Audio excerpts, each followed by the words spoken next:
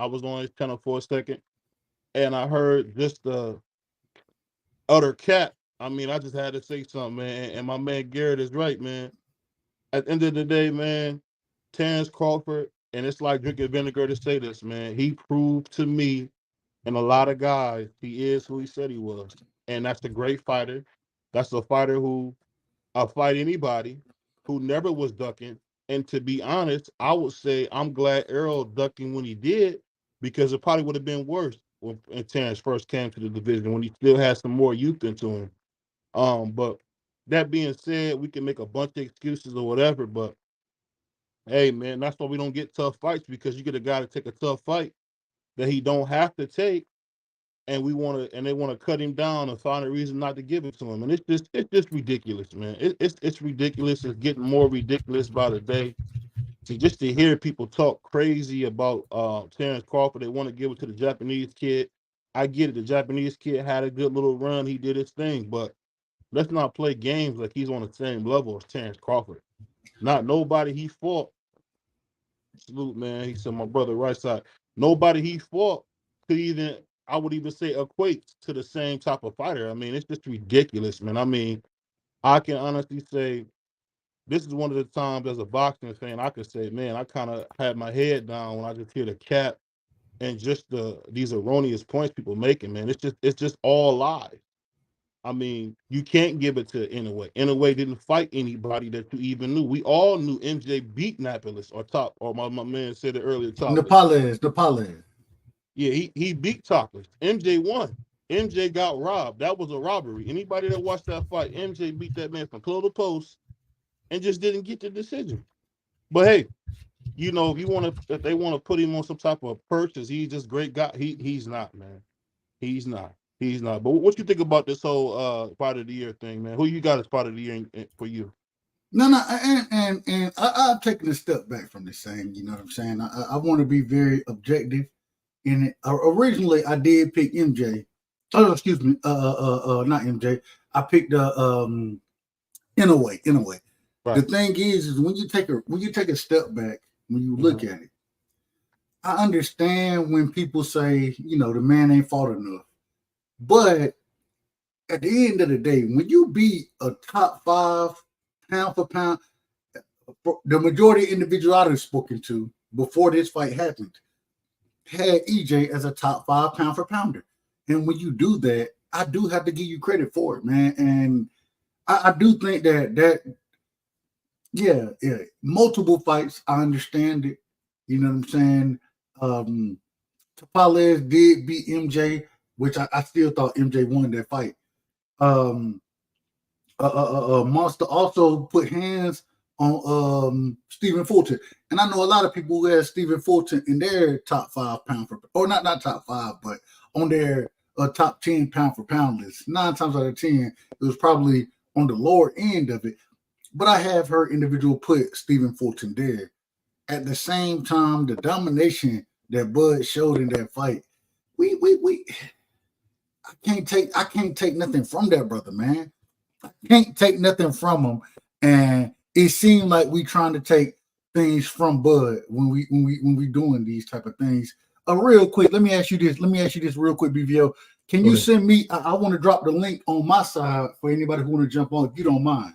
Oh yeah, perfect. Let me I don't know exactly how where I can't find the link over here right yeah, now. what I'm gonna do is put it in the chat down here, and you copy and paste it and drop it on your side. All right, bet. But All it just, man, we got to give Bud credit, man. And the more and more I look at this thing, the more and more I just take a step back and be quite honest and objective about it. right. Man, Bud deserves so much credit for beating EJ the way he beat him. I Yeah, picked EJ to win that fight. I picked EJ, yeah, and for even, and I always say I think I'm very objective when it comes to picks. But in this situation, this man put hands on EJ, and the way he did it, I mean, I say this respectfully, it was disrespectful. It was very disrespectful. I'm just saying. So I just can't. I got to give Bud the credit that he deserves. And when I take a step back and really look at it, man, Bud got to be fighter of the year. He gotta be. He gotta be. And if you're saying he not, that's just pure hate. And believe me, it's for me, it's like drinking vinegar. And I know a few people around that team, and they got a whole thing of, they want you to only speak positive of Bud. But I mean, you couldn't ask for a better performance, man. He went in there against EJ, then you got all the lies. Oh, he ate some bad meat. He's not feeling well. He's weight drained. I mean, I just seen the man eat 2 cheeseburgers on the 24/7, so I don't think he was that drained. But hey man, it is what it is, man. It's just how they do it. Okay, I had to see your face. All right, now you can turn your camera back off. Go ahead. Shout out to hey, this is the OG, man. My big homie, one of my big homies at least, Electro Jed, man. That's the family right there. Much love, Electro Jed, salute, man. What's up? What's up? Salute to you guys. Interesting conversation, man. And Right Side knows that I have a very high criteria for like when it comes to like pound for pound and box of the year, that type of stuff, because my thing is this: putting in the work. For me, it's about putting in the work. Now, as far as I have Bud in the top 3. He actually have him in the top 2. The only reason that I don't have Bud for number 1 boxer of the year is this: compared to Inouye puts more work in. I understand that people feel that the people that he fought, weren't to the degree that the people that Crawford fought, but the number of fights in a year that he fights, the opponents that he fought were a lot better than people gave credit for. And that's bothersome because in the lighter weights, there's not a lot of recognition given. So for me to put Inouye up there at the top is because of the amount of work compared to a Bud Crawford. Bud Crawford fights once a year. There's no ifs, ands, or buts about it. That's it. He fights once a year. Granted, they're good fights. They're good fighters, but Inouye will fight 2, 3, maybe 4 times a year. Wait, hold on now. Now I gotta ask you this. To speak on exactly what you're talking about. Mm-hmm. We have Inouye, right? Mm-hmm. The man he fought Tapales, he fought Cool Boy, correct? Right. Those were the 2 fights he had this year. Well, if that's the criteria you want to use, if I say Devin fought Lomachenko and damn, what's my boy name, man, from New Orleans? Oh, you're talking about Regis Prograis. Regis. I think Regis and Lomachenko are better competition than Tapales and Cool Boy. What's your thoughts on that? And yours as well, BBO. Tapales. See, I've been wanting to see the fight with Tapales. That's the thing. I wanted to see that fight. I wanted to see him. You didn't want to see that fight until Tapales robbed, and I still think it was a robbery. You didn't want to see it until he beat MJ Akhmadaliev. Akhmadaliev, in my opinion, won that fight, but at the same time, you didn't want to see it before that happened. You didn't want to I wanted to see, because remember when the belts were split 4 ways. All right, I wanted to match up. I wanted to match up Inouye with. Inouye wasn't in the division. He wasn't in the division at the time. No. When Inouye came up into the division, all right. When Inouye, who was it? Hold on a second. He fought Cool Boy when he first came to the division. He fought Cool Boy. Right. That was his first step into the division, which I thought that was a good fight. Right. Tapales was never an option. Nobody thought about Tapales. Now, I will say this. MJ Akhmadaliev, I still think that he beat Tapales, and I did want to see Cool Boy versus MJ first. That's the first fight I wanted to see. And then when Monster came up, I wanted to see him fight MJ as well. I wanted to see Inouye fight Akhmadaliev. That's who I wanted to see him fight. Seriously, I was saying that. But even that's cool. I can go with that. My thing is You can't tell me you want to see him fight Tapales. Tapales was a non-factor until he had to But win that's not against MJ. exactly true, right side. Until he won, until he beat MJ, he was a non-factor. But see, That's a fact. it's too fact. easy for people to say that because Oh. again, a lot of people don't know the lighter weight classes or the battles that they've been in. I've seen these battles. Tapales has been in some fucking good fights with top ranked fucking people. Regardless of the fight this man was in, we didn't want to see him and Inoue. We wanted to see MJ and Cool Boy versus Inoue. Those are the two fights that we were looking for when he moved Inoue moved up. And so Tapales, he was a non-factor until once again, I still think MJ won that fight, but until he beat MJ, that's when he became a player in the division as far as making the Inoue fight. And the only reason he got that fight is because it was for Undisputed. And I do think that he did a hell of a job, you know what I'm saying, as far as a showing in that fight, because the 7th, 8th round, I think both of those rounds, he had some success in them, but outside of that, he was getting his ass whooped. And I think that MJ would have been much better competition for Monster than Tapales was. You know how I feel, right side. You know I respect you the hell out of you. I'm going to respectfully disagree. That's okay though. That's fine because we are. You know me. When my opinions are not. I usually go against the grain and stuff like that. So don't be bothered about my opinion and stuff. So but I respectfully disagree. I thought the fight would be a good fight. I have and still continue to have a lot of respect for Tapales. Tapales is a better fighter than people give him credit for, and that fight was worth seeing. But like I said, I did want to see Akhmadalov instead. I'm not going to lie. I wanted to see that fight. Tapales can fight. I'm not saying he can't fight, and that's what made it such a close fight with him and MJ. But I think MJ, I think his style, I think he carries much more power than Tapales does. For you to fuck with Inoue, bro, you gotta have some shit to keep him off you. You know what I'm saying? You gotta be able to keep that man off you. I thought MJ had that power to keep MJ off, or excuse me, to keep Inoue off. At the same time, Tapales, he can box, but that man power is suspect, and it showed in the fight. It showed in the fight. And if you remember, I'll say this real quick if y'all don't mind.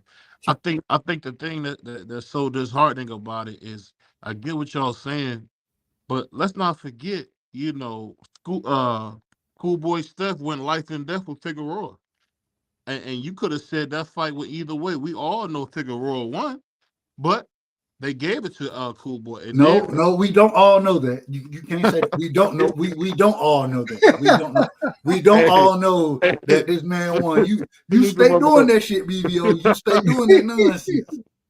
Hey, I'll try to give you the unbiased opinion. And like I said, we all know that Fig won that fight pretty easily. And then when he go in there, we all knew that Cool Boy had pillow hands, because at one time, I'll be honest with you, I thought for a long time until recently, I thought Cool Boy was everything people wanted Devin Haney to be, but wasn't. But again, I will give credit. Devin Haney has fulfilled a lot of that potential that people put on him. But just to be honest here, I mean, he beat Cool Boy and he beat Topless. Your Topless is good, but MJ won that fight. And I think MJ, if it would have been MJ in a way, it would have been a different fight. I think that like Dub said, which was surprised, he made a really good point that the power would have been different. Because you can see right away, and remember those clean uppercuts that Inoue got hit with? He was eating those, man, like snacks. I mean, and you're not gonna be eating that shit against somebody like MJ, bro. Yeah, you're not gonna be doing that. So it's like you look at that, and at the end of the day, man, and I hate to bring this element in, it's because Bud is not liked. Because he's not liked, they find a way to cheat him. At the end of the day, he did everything he had to do, man. He went in there, beat the curls off of Errol Spence, and it's not easy to do that. It's just like when you think about one fight, that fight reminds me of like when Larry Holmes beat Ali 3 times, but they don't give him credit for it because it's Muhammad Ali. And I think that's one of the reasons why people find a way to discredit Crawford. And I think it's a travesty, man. I really do. My man Mac, he said my man it's Mex. Shout out to my Yeah. brother Mex, man. That's my brother right there. Shout out to Mex. Shout out to Gertz as well in the building. Yeah. The Boxing Scholar is in the building over here, man. Eric G's in the building. Jesus M. I think it's Jesus. It may be Jesus. I don't know. It may be But Jesus. we're gonna say Jesus over here. And and then Gary. French is funny, man. That he looked like Florida Evans when he got done. Hold on, And- real quick.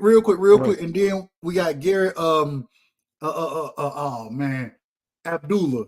Gary Abdullah is in the building as well, man. Shout out to my Muslim brethren. You know what I'm saying? I'm not Muslim, but at the same time, much love and respect to y'all. Go ahead, BB. I apologize. I just say, man, you know, at the end of the day, I just think we really got to give credit where credit's due. And for some, I think somebody put in the chat that some people say Canelo was fight of the year. I mean, Canelo had a case as he does every year, except for last year. You know, Canelo didn't have no damn case for fight of the year this year. Yes, he did. He beat a pound for pound champion, Dub. I don't know why. Stop the cap, man. Stop. Who? What pound for pound champion he beat? Jermell Charlo. All right, I'll give you that. I mean, let's not put it like Jermell Charlo's a bum. Jermell Charlo probably is the best 154 pounder since Mickey Wright. Well, this is what we got to see, and I say this. I say this disrespectfully. Jermell Charlo, what we know this man for is laying down in the ring against Canelo and then going to beat on his baby mama. That's what we know that nigga for. And so, I put him in the same category I put P. Diddy with one of the biggest, one of the most disrespectful. The biggest bum of the year is Jermell Charlo, in my opinion. The biggest. What the fuck you say? A bum. He's a bum. He's a bum. I have no respect for him. He laid down against Canelo, then put his hands on his baby mama. The most disappointing performance I've ever seen in the sport of boxing. Let me put that out. Fuck Fred, fuck Howard, and fuck all of them. What about Robin? She's hot, right? Robin? Yeah. Who cares about that bitch? I gotta admit though, one of the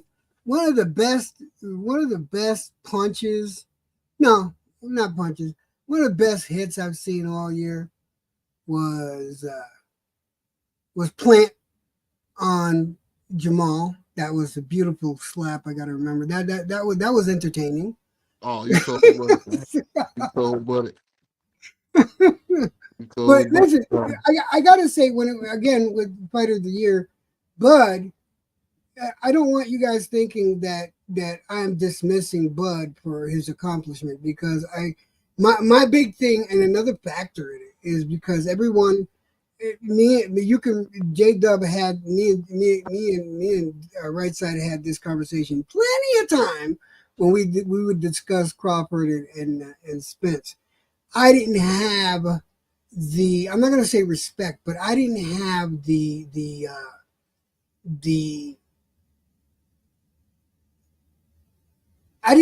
opinion of Spence that, let's say, Right Side had, or a lot of Shout out to my brother 817 as well. 817 is in the building. That Right Side, or maybe a few other fans. And then, of course, you had those extreme fanboys and stuff like that. I didn't have that opinion of him because I didn't think the fights that he had, a good portion of the fights he had were somewhat challenging, where I felt Bud's career and Bud's fights, all of them were challenging, and they were diverse, and they were an eclectic group of different fight styles. Whereas Spence fought come forward fighters, every one of them. Let me repeat that. Hold on. That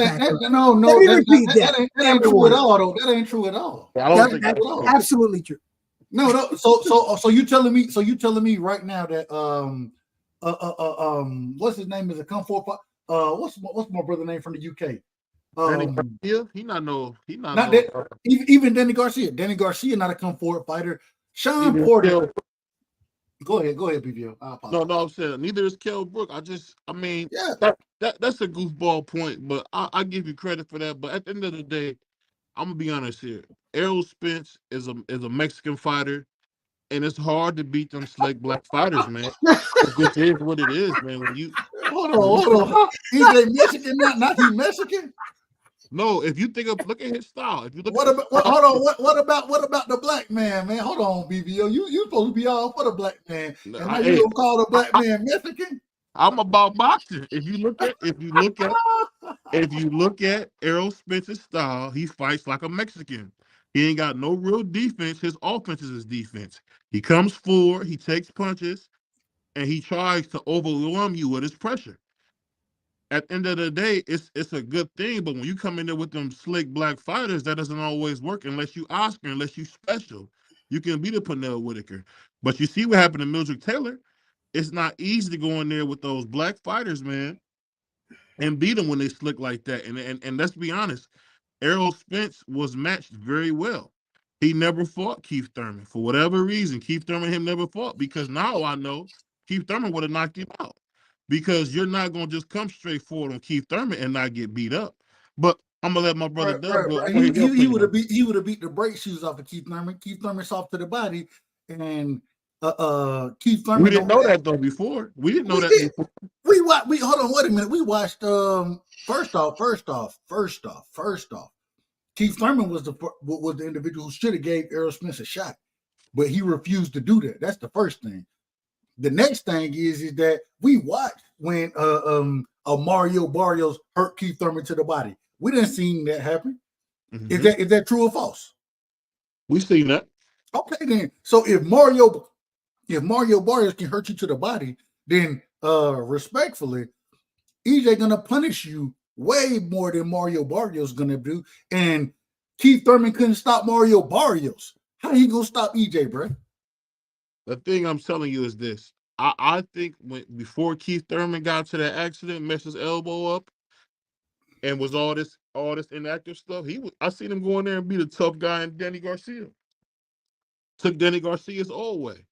I seen him go in there and he won that fight by 1 point. He won that fight by 1 point.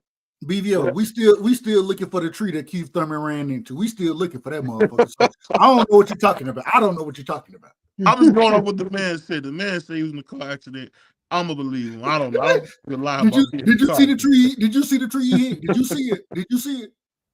I didn't see it, man. But ain't nobody seen it. We still looking for that mother. I'm just saying, man. And you know what? I'm gonna be honest here. EJ is never gonna be the same after a beating like that. When somebody, beats the brakes off you like that, look at Deontay Wilder. We'll never see the EJ that fought Sean Porter again. We'll never see the EJ that fought what's the little bald guy's name? I just forgot his name, the Cuban kid. We'll never see that again. Ugas. We'll never see that again. We'll never see that. EJ is gone. He literally got in that ring and Bud took his belt off. So he's never gonna be the same. I hear you. But go ahead, Doug. My bad. Go ahead. No. Go ahead. OG. Go ahead. Yeah, no. My thing is when it comes to EJ, I mean, arguments have we had right side about EJ? Let's think about it. Shit, we used to argue about this shit every week, yeah. at least once a week. So I don't think EJ is done.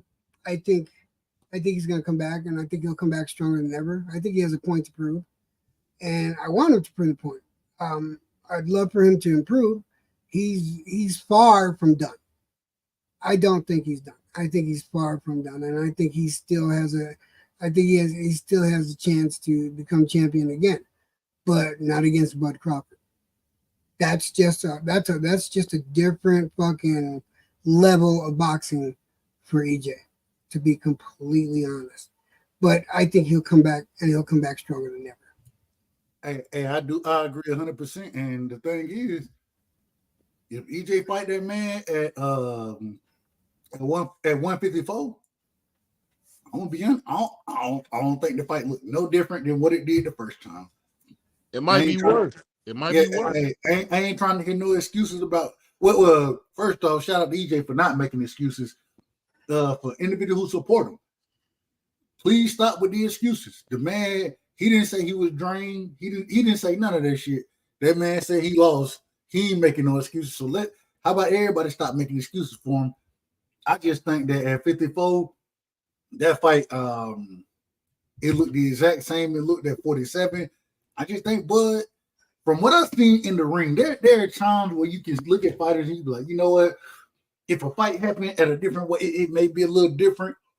The way Bud dominated that fight, the skill set is what I saw. I don't think weight had nothing to do with it. I think it was all about the skill set, and the skill that Bud put on that night, it made me a true believer. And I gotta say that, hey, yeah, I'm picking Bud to beat the nigga ass again, respectfully. Of course, DJ, respectfully.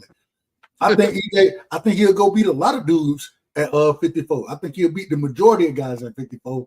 Bud ain't one of them. I think his next fight should be against Brian Castano. People don't believe me, but I think that should be his next fight. He should get a tune-up against Brian Castano, man. That's who his next fight should be, because Virgil and them, it's gonna be a bath, man. And real quick, BV, I want to say this. I want to put this out here. Y'all need to stop with this. My timing shit. My timing was off.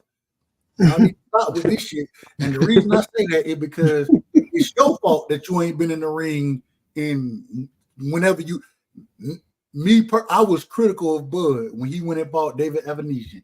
I was like, why are you fighting this dude? He a scrub. Guess why Bud was fighting him? Tune up to make sure he was sharp. When EJ didn't fight, I think EJ should have fought Keith Thurman. Make sure you sharp going into that ring, because we seen it with Deontay Wilder. We done seen it with Errol Spence.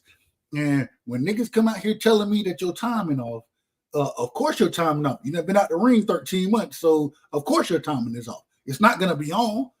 Sparring is one thing. Fighting is different. Being in the ring is different from sparring, and you're not gonna get your timing in sparring. That's a fact.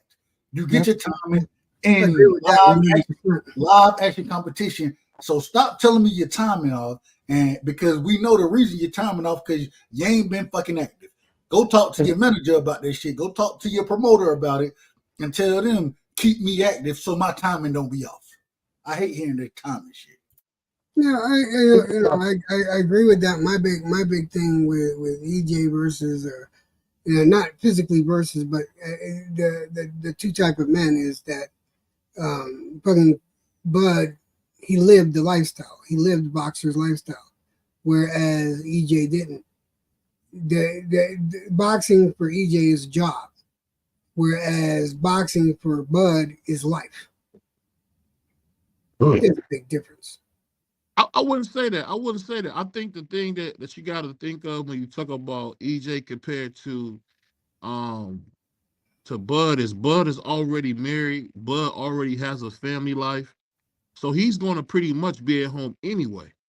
So it's a little different when you got a guy who was single at the clubs, stayed with a bottle in his hand. So people thought Errol was a newborn. I mean, it's just one of them things where it's a difference in lifestyle. When you're a family man, it's only so much you're going to be doing. And I think, it's the same thing that happens a lot of time. I think Bud having a stable life at home really has benefited him his entire career, man. I really do. But that left him. You see, but the thing is, yeah, he may have a stable family life at home, but again, he still kept focused on his physique. He kept focused on his skill.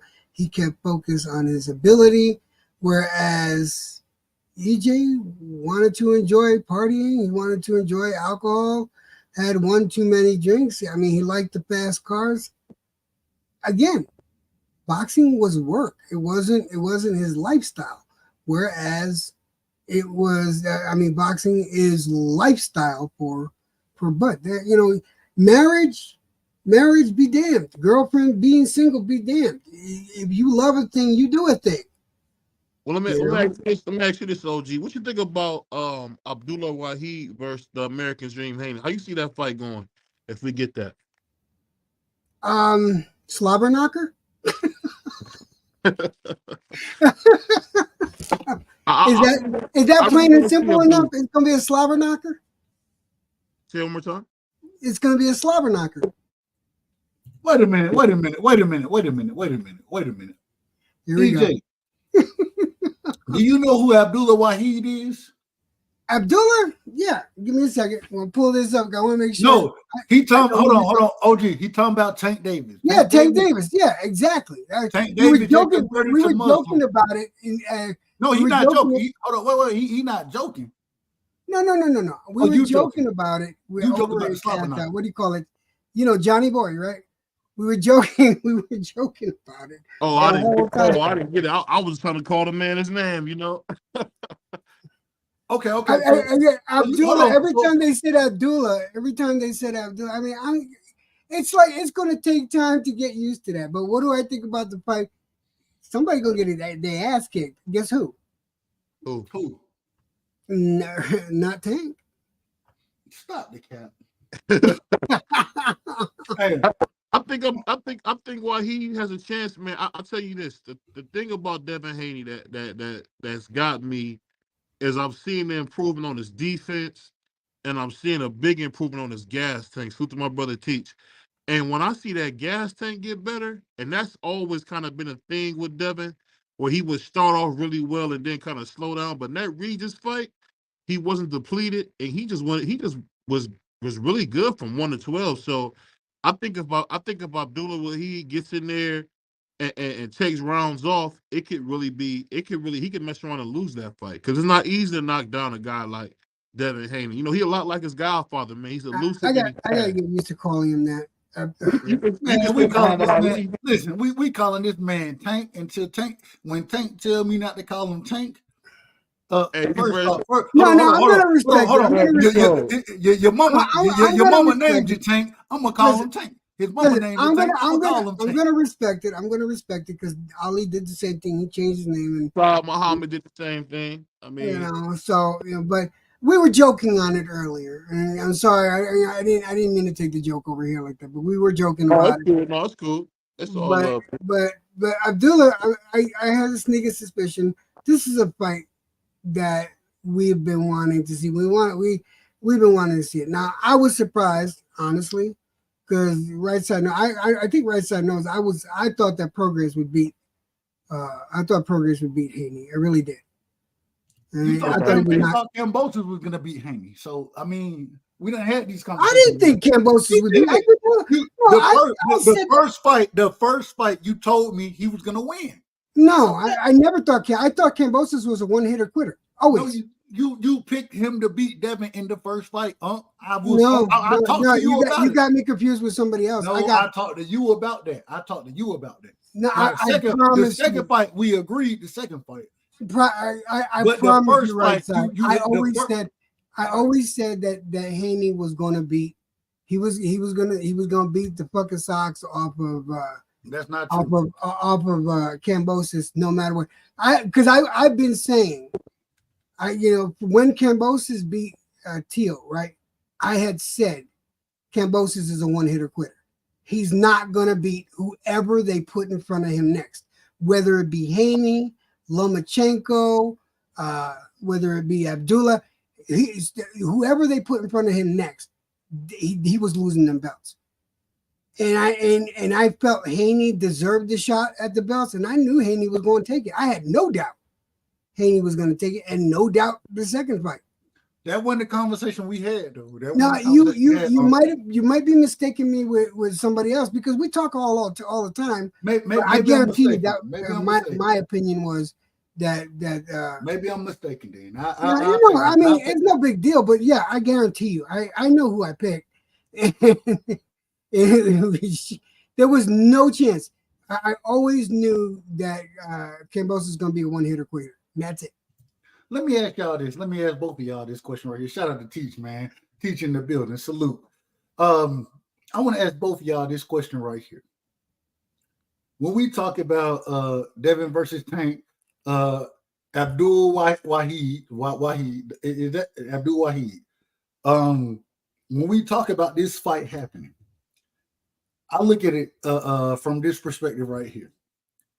The first thing is the individual who consistently fights the best competition is going to be that individual who continue to grow.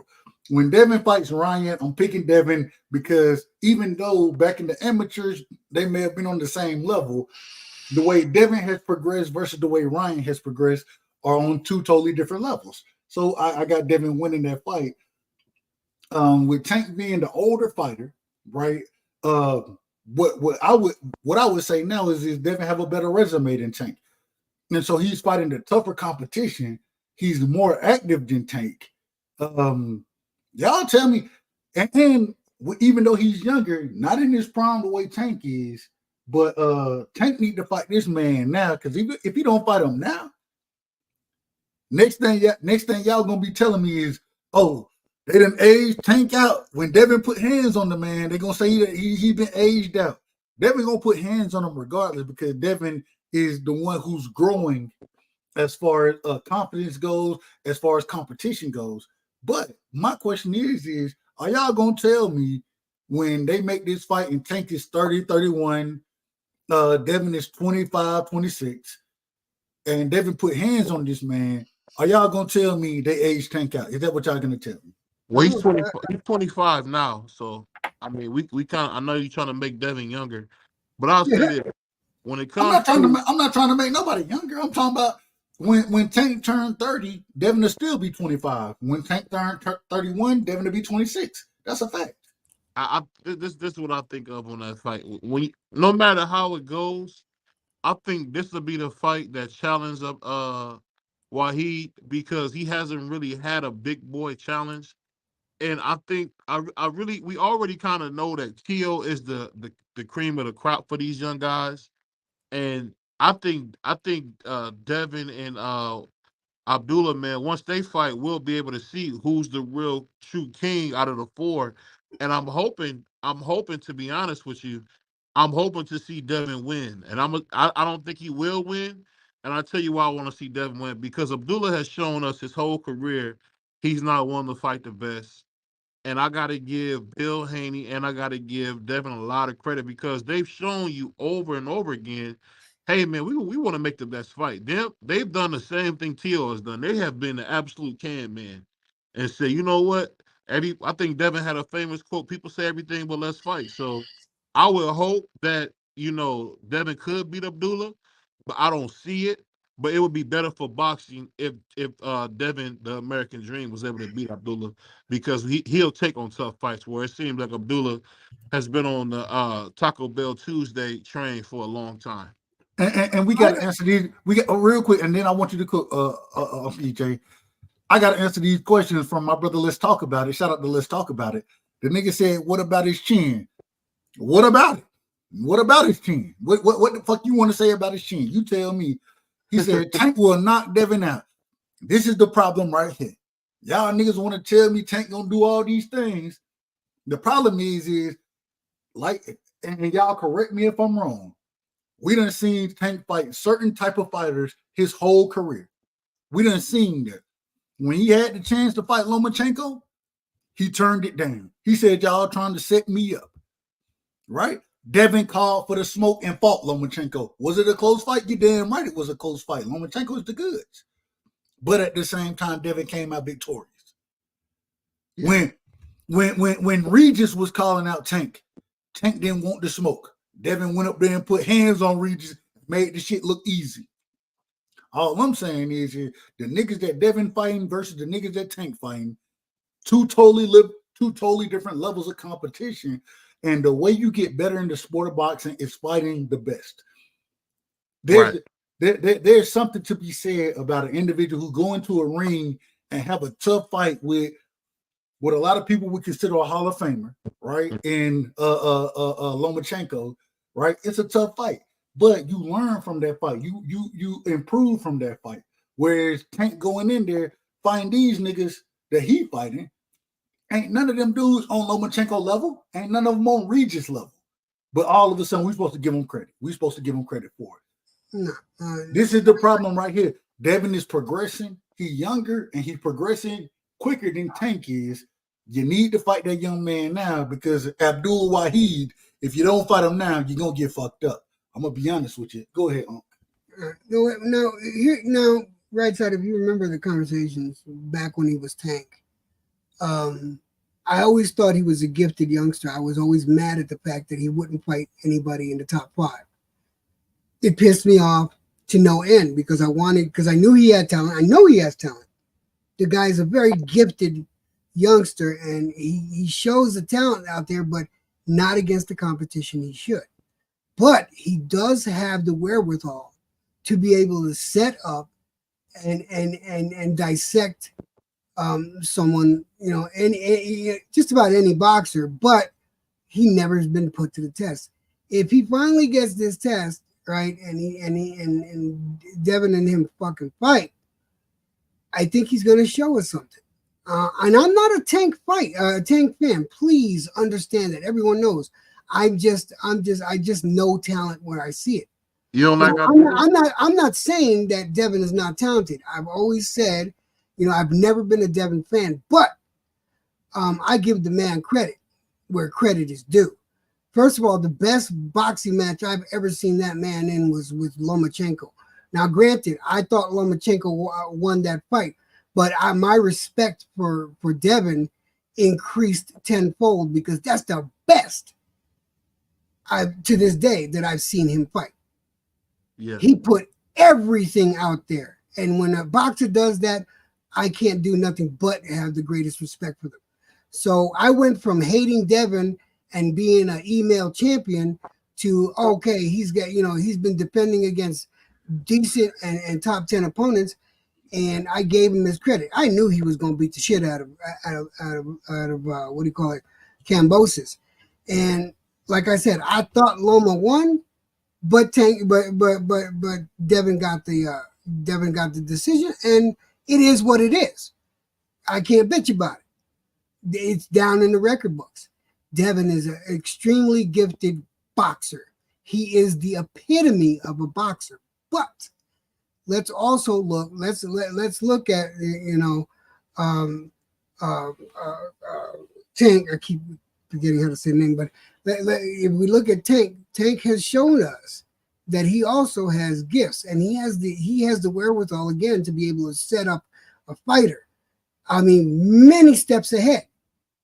And if he does that to Devin, if he gets a shot in at Devin, that power is going to be the equalizer, the magic ticket. It's going to be it's going to be. But this is the problem, and this is the thing that I think y'all fail to realize. Yeah, it goes into Nonito Donaire said it perfectly. If you don't have a delivery system for your power, then you're gonna have trouble. When you fight a Ryan Garcia fought the wrong fight in that fight. It was the only fight that Ryan can fight coming forward. Devin, and this is why y'all just pay attention to it. Just pay attention to it. Hey, Piro and Max, let me see y'all's face, brother. Hold on. Oh, go ahead. Yeah, let me see y'all's face. I done got spammed a couple times. Let me see y'all's face, then y'all can hop on. But this is the problem, real quick. The problem is that Devin has been fighting more competition that fights similar ways to Tank. When we talk about a Lomachenko, a southpaw who got great feet, Tank got great feet. So when we talk about Regis, a southpaw with great power, right? Tank got great power. We watching Devin prepare himself for these fights where you tell me a boxer that Tank done fought, somebody who's a pure boxer that he done got in the ring with, he ain't did it. And so what I'm trying to tell you is that Devin is preparing himself for Tank, whereas Tank just saying, hey, and y'all telling me, oh, Tank gonna land a big punch, he gonna knock Devin out. That's y'all giving Tank a puncher's chance to beat Devin. That's what y'all giving him. But y'all don't even see that shit. Y'all won't sit there and say that if it come down to a boxing match, Devin gonna outbox him. That's what's gonna happen. And 9 times out of 10, this is the reason I fought with boxers the way I fought with them.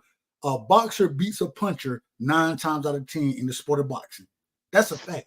Go ahead, I'll pass the mic. Ask Pernell Whitaker, that's not true. Man, you ain't giving. I'll say this, and I'm gonna let everybody that want to go. I think the thing you got to understand about Wahid, man, is that he's very patient. He's very patient in the ring. He knows how to find his spots. I'm giving Devin full credit, whether it was going to fight Jojo Diaz, a nice little puncher, who's very Tank-like at 120. Was it 135?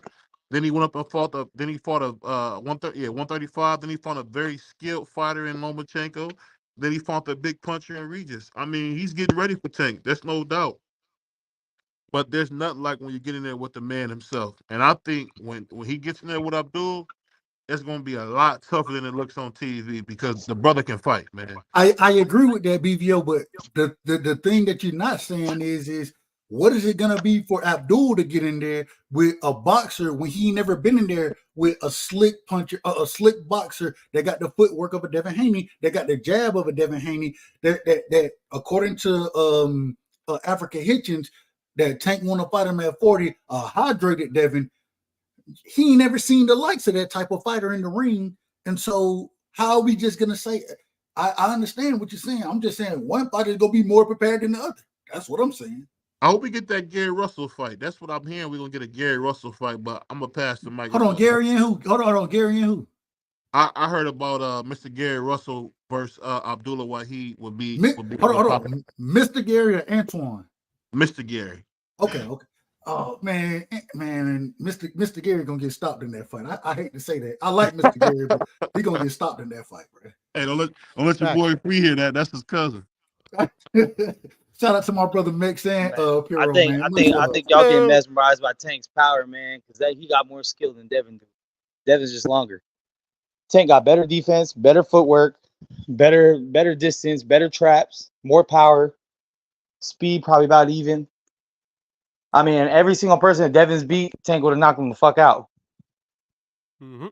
But it's no doubt that Abdullah has fought a lot of tomato cans, man. Let's not play games like he ain't just been fighting anybody at the taco stand, bro. He a prospect though, Abdullah Mason.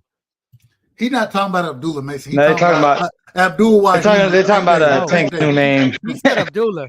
No, that's why. No, that's Tank new name. That's Tank new name. No, Abdul is his new name. Abdul Wahid. Abdullah. My mistake. Thanks, Pearl. Yeah. If I call Muhammad Ali, I'd call this man Abdullah Wahid.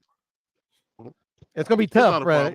I just gonna call him Clay. Hey, his nickname hasn't changed. His mama called him Clay. I'm gonna call him Clay. His mama called him Clay. I'm calling him Clay. But his nickname hasn't changed. Though. I'm gonna call him Tank. What's up? I'm gonna stick with my words though. When the opening question to me was, "What do you think about that fight?" And I'm gonna stick to it. It's gonna be a slobber knocker. That's gonna be a good fight. Nah, Dev ain't gonna engage your Tank. It's gonna be pop shot Dev versus Tank looking for the shot. I don't think Devin will have a choice. He'll have to engage. People said, if you remember, people said that Devin wouldn't engage with Lomachenko. Lomachenko pushed the issue and made it. No, that's not true at all. No, this is the problem. This is the problem right here. Devin fights the way Devin want to fight.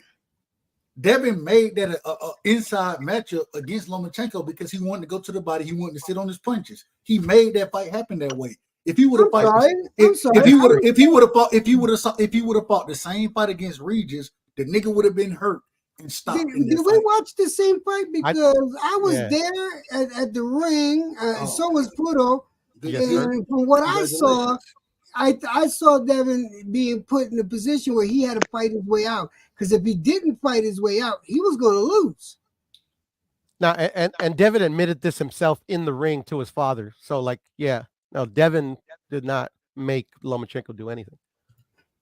Lomachenko set the pace of the fight.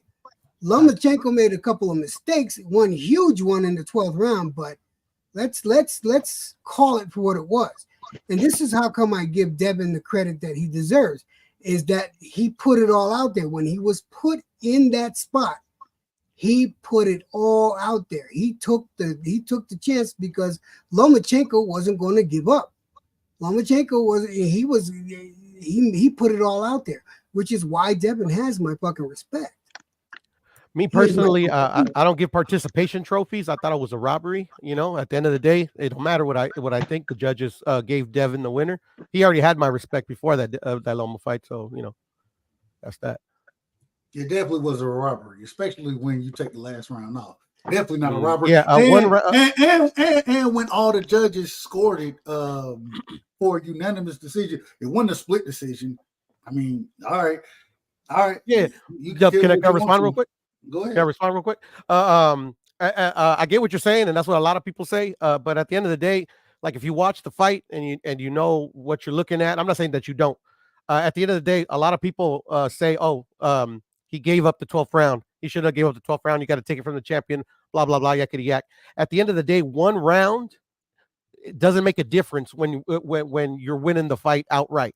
Like literally, like if in my opinion the judges would have scored it properly, him losing that round wouldn't have made a difference. But at the end of the day, a more valid argument would have been if Lomachenko would have admitted to taking off multiple rounds. Then you got an argument. One round is not going to change a fight either way, especially on the judges' scorecards. The judges' I mean, scorecard, even if agree you would have with you in fucking the like sense of won it. scoring it. I'm sorry. Go ahead. I agree with you in the sense of scoring it round by round. But if the general consensus is this is a close fight, this is a good fight, for people in the crowd that weren't scoring it round by round, it was just like it was back and forth action. It looks like whoever takes the 12 takes it, and you decide to take the 12th off, you deserve to lose that shit. Yeah, Bro, but see, but that's bro, the thing, though. That's the thing. How I was telling. Hold on, let me respond to him real quick, Dub, please, if that's okay. Let me know. Go ahead. Okay. Go ahead. Yeah, Mex, that's why I was telling Dub that, like, I wasn't referring to Dub, but that's why I was telling him, like, if you know what you're looking at and if you know, like, how to score boxing, because people, just because some people don't score round by round doesn't mean that's how you're supposed to score a fight. Ignorance is not an excuse. Bro, people thought that Jermaine Ortiz. But if you do know what you look like, let me say this. The Dev won the fight. Body punches are still points. But let me say this. People said that Jermaine Ortiz, which I thought Lomachenko won that fight against Jermaine Ortiz, and people said Jermaine Ortiz won that fight. The scorecards reflected it was 116, 112, 117, 111, 115, 113. That means that it was 9-3, 8-4, 7-5. That's how it went. In the Devin fight, it was two of the judges had it 7-5, and one of the judges had it 8-4. It wasn't. I mean, how are we gonna sit here and claim robbery? And that I don't understand this. Close fights happen.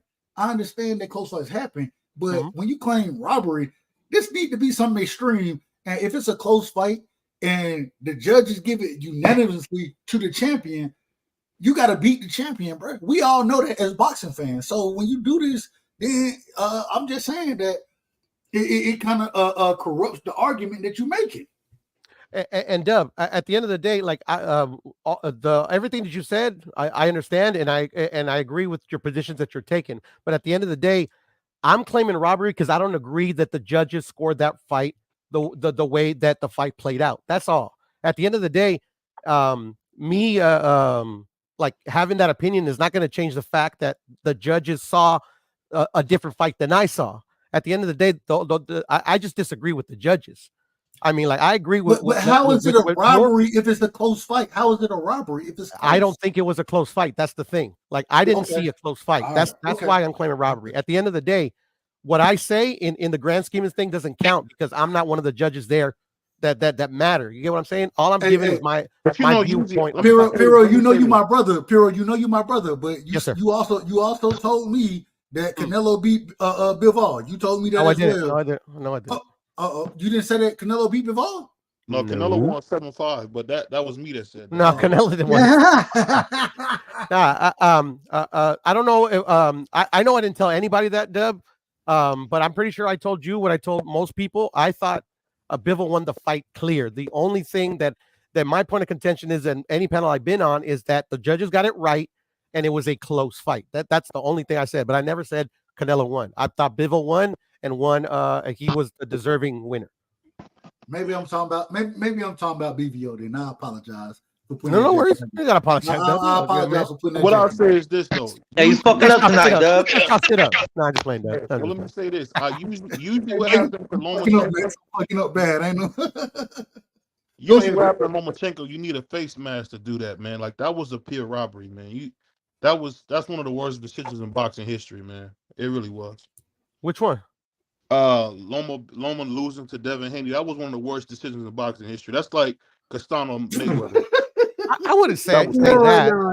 I The call worst it robbery collision. because I just disagree. But at the end You of the know, day, man, nah, I've this seen man be worse. to the I've extreme, seen man. worse. I've BBO be seen worse. trolling, bro. He BBO, trolling. Nah, that's the cool. worst- I love the to troll worst- myself. I love to troll myself. But nah, I want to make that clear. Now, I don't think the it's worst- like, come oh on, my come on. God, a humongous I've robbery. never trolled, Dub. I did I that. resent that statement. I've never trolled. You just saying that. Bro, you compare Ryan Garcia to Sugar Ray Leonard, bro. That's I said his trolling. attributes. That is trolling. His That's attributes. trolling. No, but I Trolling. understand that statement from BVO. That's not a crazy statement, you know. But you Ryan know, Garcia yeah. and Sugar Ray Leonard. If you compare hand speed, like I mean, Lord have mercy. it's not a far stretch, but I mean, I get where you're coming from. I get where BVO is coming from. You only saying this, Dub, because I'm black. That's the reason why you're doing this, and I'm not. It has nothing to do with you being. I'm black. I'm black, bro. What are we talking about today? We talking boxing. I'm just telling you, man. That's why you. I would say this to anybody. I'm American. Anybody. But you're my brother. I love you, man. But let me ask you guys. We ain't talking American shit, bro. Come on, get out here. Hey, shout out to my brother Mix. We all American. I'm with Mix, bro. I'm not. American, bro. I'm American I'm before American. anything. Well, let me ask you guys this: can we match what we've seen in 2023 coming up? Hell no. Of course. We gotta see.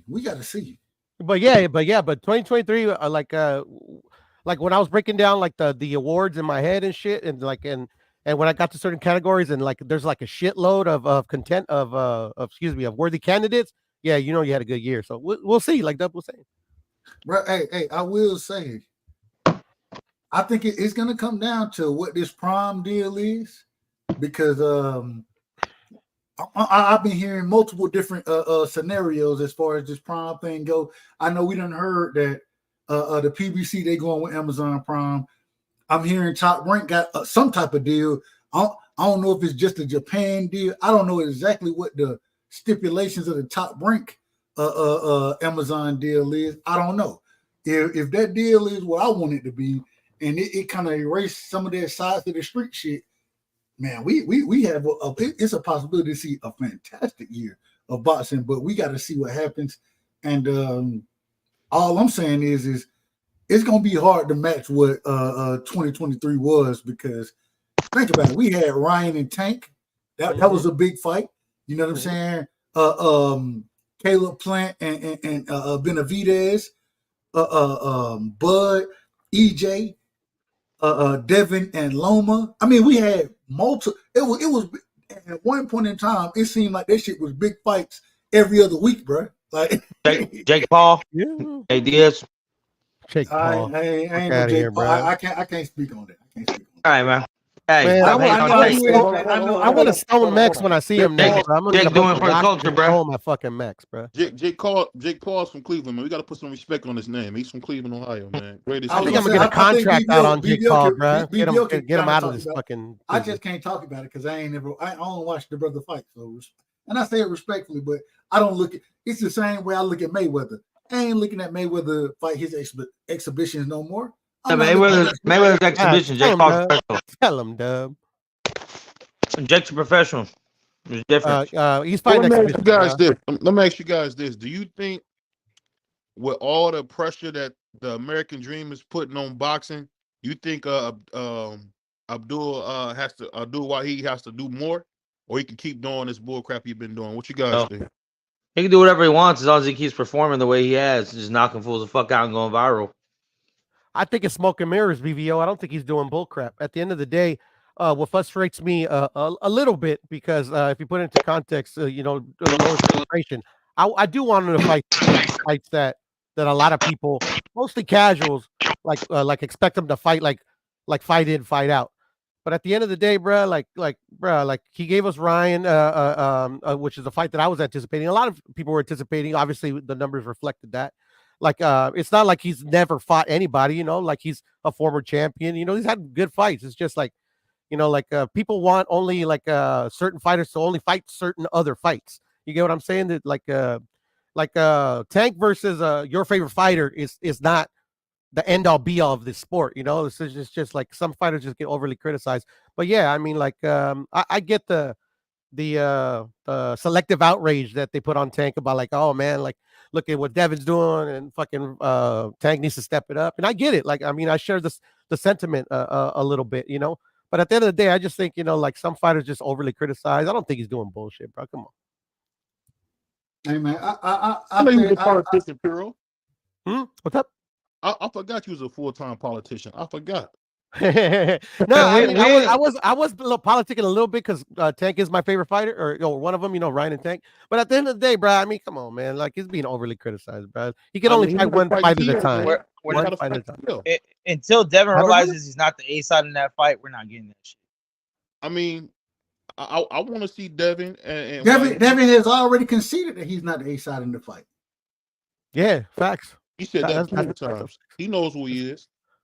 Yeah, like he's offering Tank Davis money that he doesn't have, to a fighter that like literally is fighting for his belt. Like that's B side all the way. What? You get what I'm trying to say is and that's what I didn't understand, and that's why I call cap on that whole contract is even true.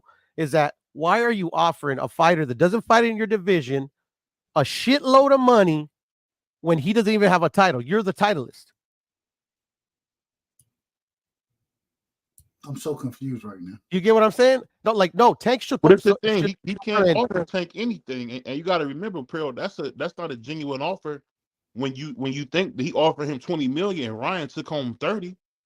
No, and that's what I'm saying. Hold on. Wait. It was 20 million plus pay-per-view split. Yeah, but he's the champion though. Like what is his end game? Like is Devin Devin? Even with Devin being the champion, Tank is the A side. The thing is that in this situation, according to Tank, when that man came out and said that Steven and Al was talking about some shit he didn't know nothing about or whatever, Al owed him a call. And if you see me somewhere else, don't be surprised. When he came out and said that, that's when the offer was presented. Because of what that man was saying. And so now all of a sudden, y'all, and my thing is this.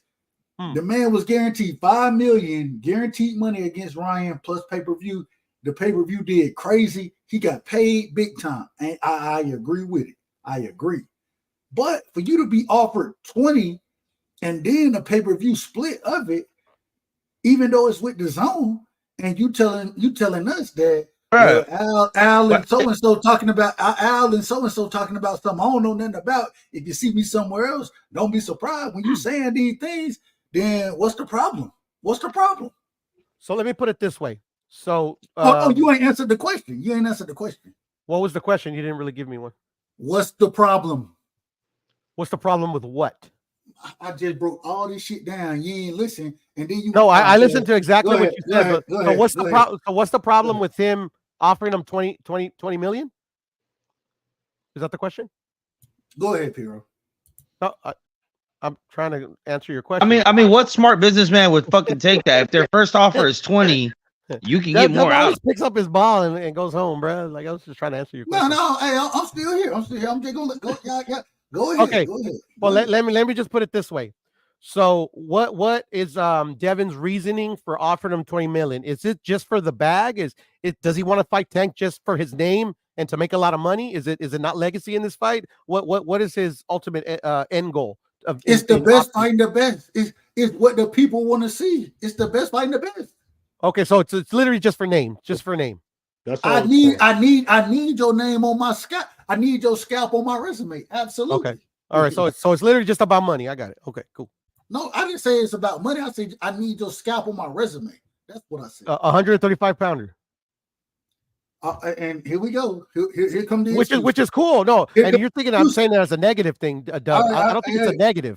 Whatever excuses you want to make about it, that's cool. What excuse am I making? I'm trying to figure out why is this? Where is it going to be at? Is it going to be for a title? Why is that the talking point? It's 130 pounder. Why isn't it that he's the face of boxing, the biggest name in the sport, and we want to see the best fight the best? Why that's not the talking point? The talking point is, oh, this is what he weighs. Why is that the talking point? But Tank is not the best at 140 though. But where are they fighting? No. Once again, you're not answering what I just said. My question is why is the talking point his weight versus him being the face of boxing, one of the biggest names in the sport, and us Tank is wanting to not see the the best, us wanting to see the best fight the best. Why is the talking point? This is how much you weigh. So hey, it don't matter. Because And then you also tell me that he gonna stop Devin. Y'all tell me this. yeah, But because then he's all of just a a better sudden fighter than Devin. when I He's just a better fighter than Devin. when I He's just a bring better it up, fighter. all of a sudden y'all want to bring weight up. Y'all don't want to talk about the fight. Y'all don't want to No, push for because- the fight. You want to bring weight up. You want to make excuses. Stop making fucking excuses. I'm not making excuses, Dub. You just are. made an excuse when I No, asked I'm not making any excuse. I want to see the fucking fight, bro. So But I then want it why- to make then why- sense to then- me, then bro. why is weight a problem? Why are you gonna bring weight up if you're not gonna make an excuse? Because I want to know what weight they're fighting at. No, that's not what you said. You said 130 pounder. That's what you said. I said 135 pounder. No, where, you didn't like, say- where are they Go fighting? ahead. Where are they Where fighting? they fighting at, Dub? What weight are Well- they fighting at? Well, according to Richardson Hitchison, Tank Mans, he said, "Hey, Tank want to fight at 40." So we don't know where they're gonna fight because we haven't heard from Abdul Wahid. Let's put the pressure on Abdul Wahid to come out and speak on these things, to present contracts and not just be able to lay back and not be doing shit, bro. Y'all niggas ain't holding this nigga feet to the fire at all. But y'all want to be mad that Devin want to fight the man. It's crazy. It's crazy. But I mean, like, how does he want to fight the man when, like, I don't even believe the contract is like true. There we go. Like, it doesn't even make any sense. Because you don't believe it. It's not all right. You got No, because how can I believe it? How can you believe it, Dub? You haven't even seen an actual contract. Why haven't Tank sent Devin a contract? Why not? Because like maybe he doesn't want to fight. Maybe he wants to keep defending his belt at 135. The man ain't fought a man. Who was his last mandatory he fought? Rolly Romero. No, not a mandatory. I'm saying like you just said defending his belt. You said defending his belt. That's mandatory. Yeah, he doesn't have to defend his belt versus a mandatory. There's voluntary defenses. There's voluntary defenses, bro. It's ridiculous. Voluntary defenses, bro. There's voluntary defenses. Hey, real quick, man. Shout out to HB in the building, man. HB, the voice of reasoning. Me and him, we got into it earlier over on the BFTV channel. Shout out to my brother, though. He's still my brother. Shout out to Texas Rob, man. Generic Hill is in the building. Cool Breeze is in the building. King G, the boxologist, is in the building, man. If y'all want to jump through, man, hit the link, and BVO he'll put y'all on, man. Go ahead. I apologize. I'm gonna say this, Dub. The thing I'm so confused on, if they do fight, Abdul Wahid needs a rehydration clause. It's got to be one. That's the only thing I say. No, it doesn't. Devin was like 160 pounds, man, when he came into that fight. How much? Hey, how much did Tank weigh in going into his last fight? BVO. I can't remember offhand. Exactly. It didn't matter then, but when it's Devin, it matters. So y'all can find a way out for Tank. Now he needs a rehydration clause. We all disagreed with the rehydration clause with Ryan Garcia. I disagreed with that. You know what I'm saying? I disagreed 100% with it. And now all of a sudden it's okay though. It's okay. The Mario Barrios, that's okay. Tank gotta have, man, stop it. These niggas, if Tank is the goods that y'all are preaching out here, you know what I'm saying? And I like Tank. I think Tank can fight. I think Devin beat him. But at the same time, if Tank is the goods that y'all telling me, then what are we doing? Why does this man need advantages? Why he need rehydration clauses, catch weights? And then Africa Hitchens come out, Tank's bands, one of the individuals who invited to Tank release party as far as when he got out of jail, respectfully. I said it respectfully. Can't make this shit up, bro. Oh, and now I'm out of now you can't. Y'all, bro, this is crazy. Piro, you just agreed. Dub, you're quoting another fighter that has nothing to do with Kevin Haney's business, bro. You literally just agreed. You literally just agreed that there shouldn't be a rehydration clause. No, I know. With that. I so know. What are we talking about? I agree with it, and the reason I agree there shouldn't be a rehydration clause is because one, Devin is an entitled fighter, and he wouldn't abide by it anyway. He wouldn't. He would come in there big. So why even argue a hydration clause when he's not even gonna fucking adhere to it anyways, bro? They're gonna give him a pass for fucking blowing it anyway. Hey, real quick, man. My brother Gennaro Hill, he said, ask him why Tank said there's no safety on his Glock, but when Tank is contemplating about going to 140, if there ain't no safety on the Glock, why you contemplating? That's what the brother Gennaro Hill is asking over there. Any answers for that? What I would say is this, man. I was Shout out shocked. to Dank Father. Shout out to Dank Father. Go I ahead. was shocked that Terrence Crawford didn't have a weight rehydration clause with Errol Spence. I mean, at the end of the day, He didn't need one. He put hands on that man. But no, what I'm talking about just the size different. I mean, it was like a clear size difference. That's what I mean. I mean, it's just I don't know. I think in order for Wahid to get a fair fight, he should make it to where Devin can't get no bigger than 156, man. Bro, y'all niggas He are gonna so, blow it anyways, bro. Devin don't give a fuck about a weight.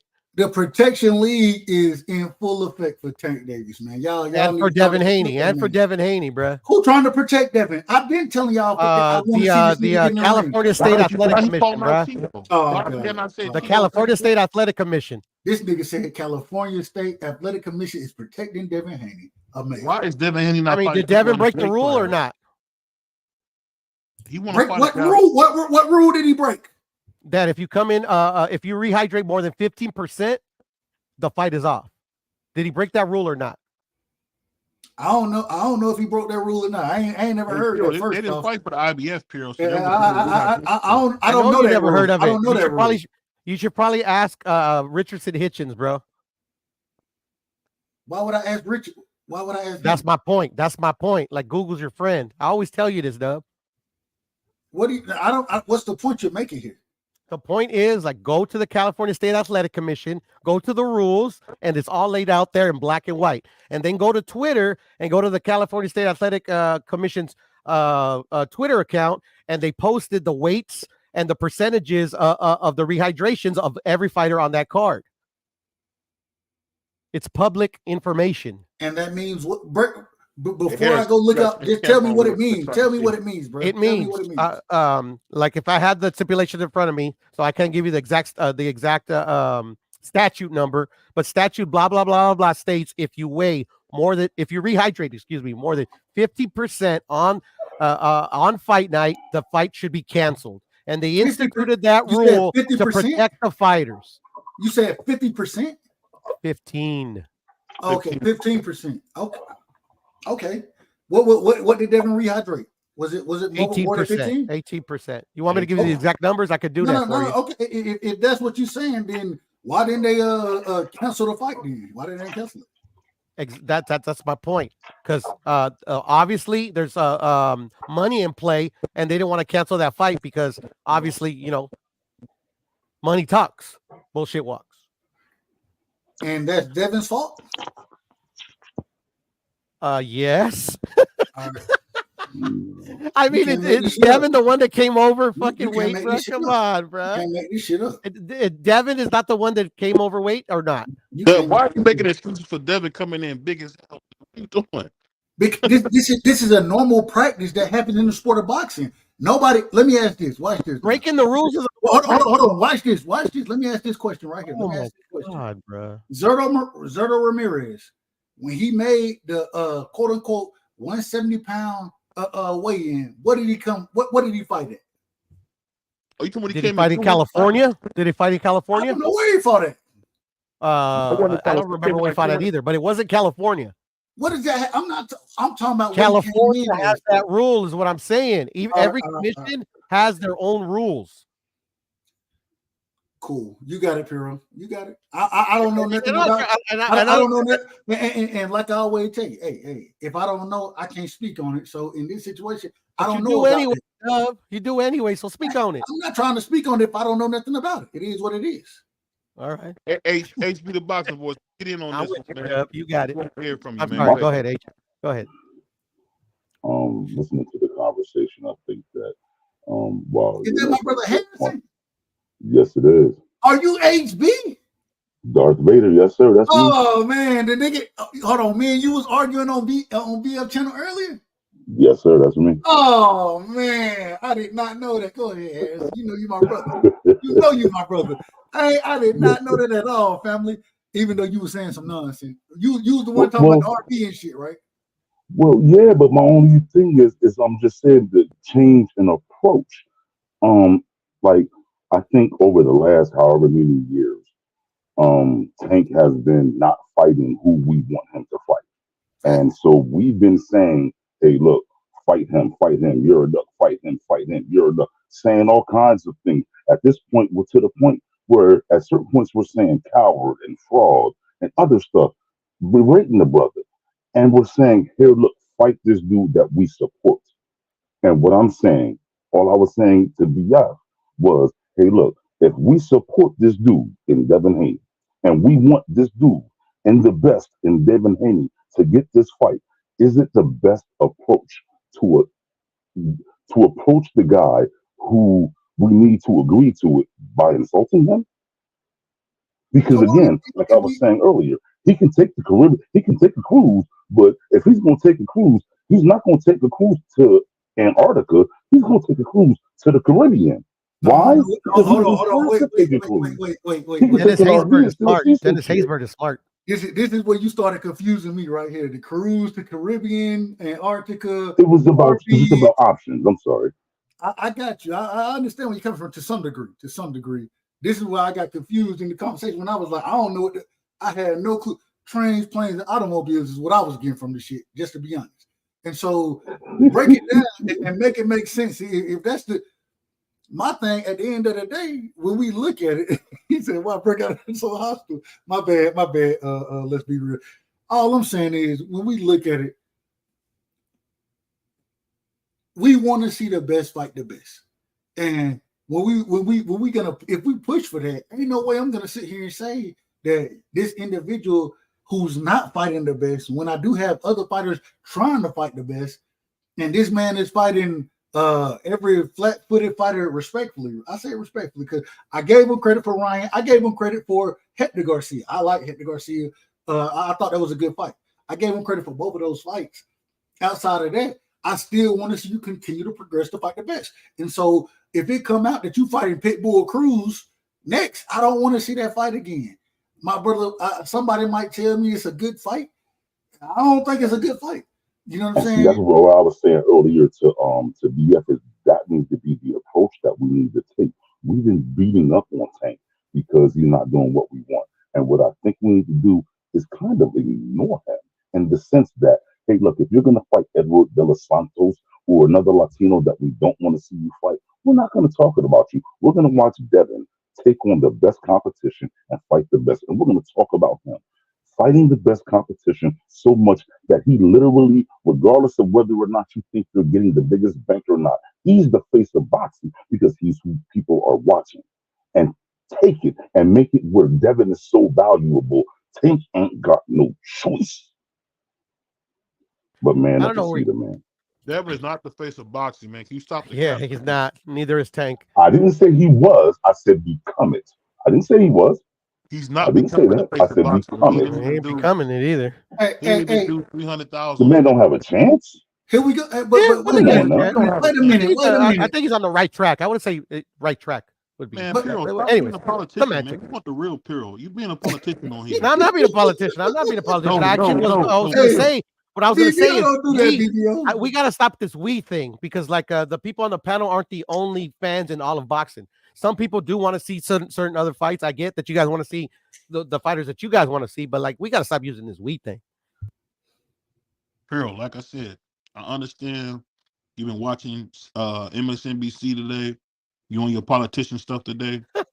At the end of the day, brother, you my brother and I love you. But I want to hear the real Piro, the crazy Piro that tells the truth about boxing, man. And you know there ain't a chance in hell Devin Haney will ever be the face of boxing, man. Not even close. And this is I the mean, problem. it's Well, hold hard on, hold on. because Wait a minute. Wait a minute. This go is ahead. the problem. This man, BBO, want to sit here and say it ain't never a chance, this and that. Well, if the man continuously fights the best and continuously fights that we will all say are good fights, and then you got other fighters that's supposed to be the face of boxing that ain't fighting the same caliber of competition. You tell me what you want from the face of boxing. Do you want? Is it about sales, or is it about who's fighting the best? What is the face of boxing in your opinion, BBO?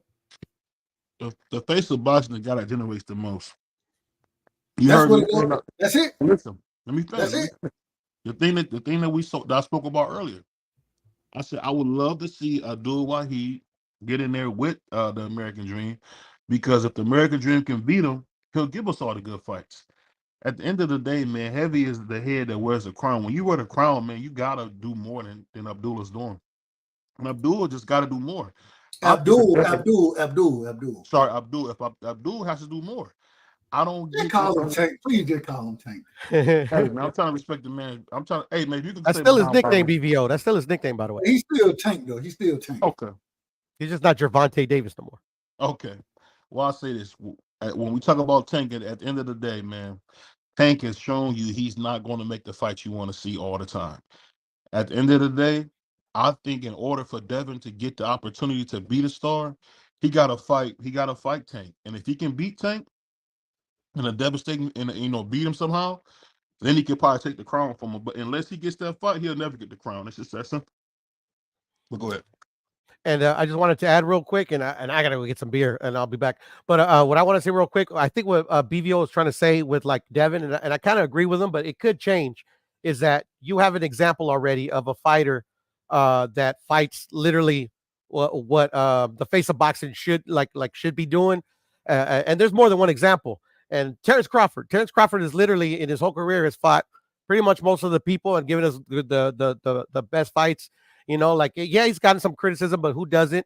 And he ain't the face of boxing. At the end of the day, the face of boxing ain't just about giving the best fights, as Terrence Crawford has shown. It's also about appealing to a very broad number of fans.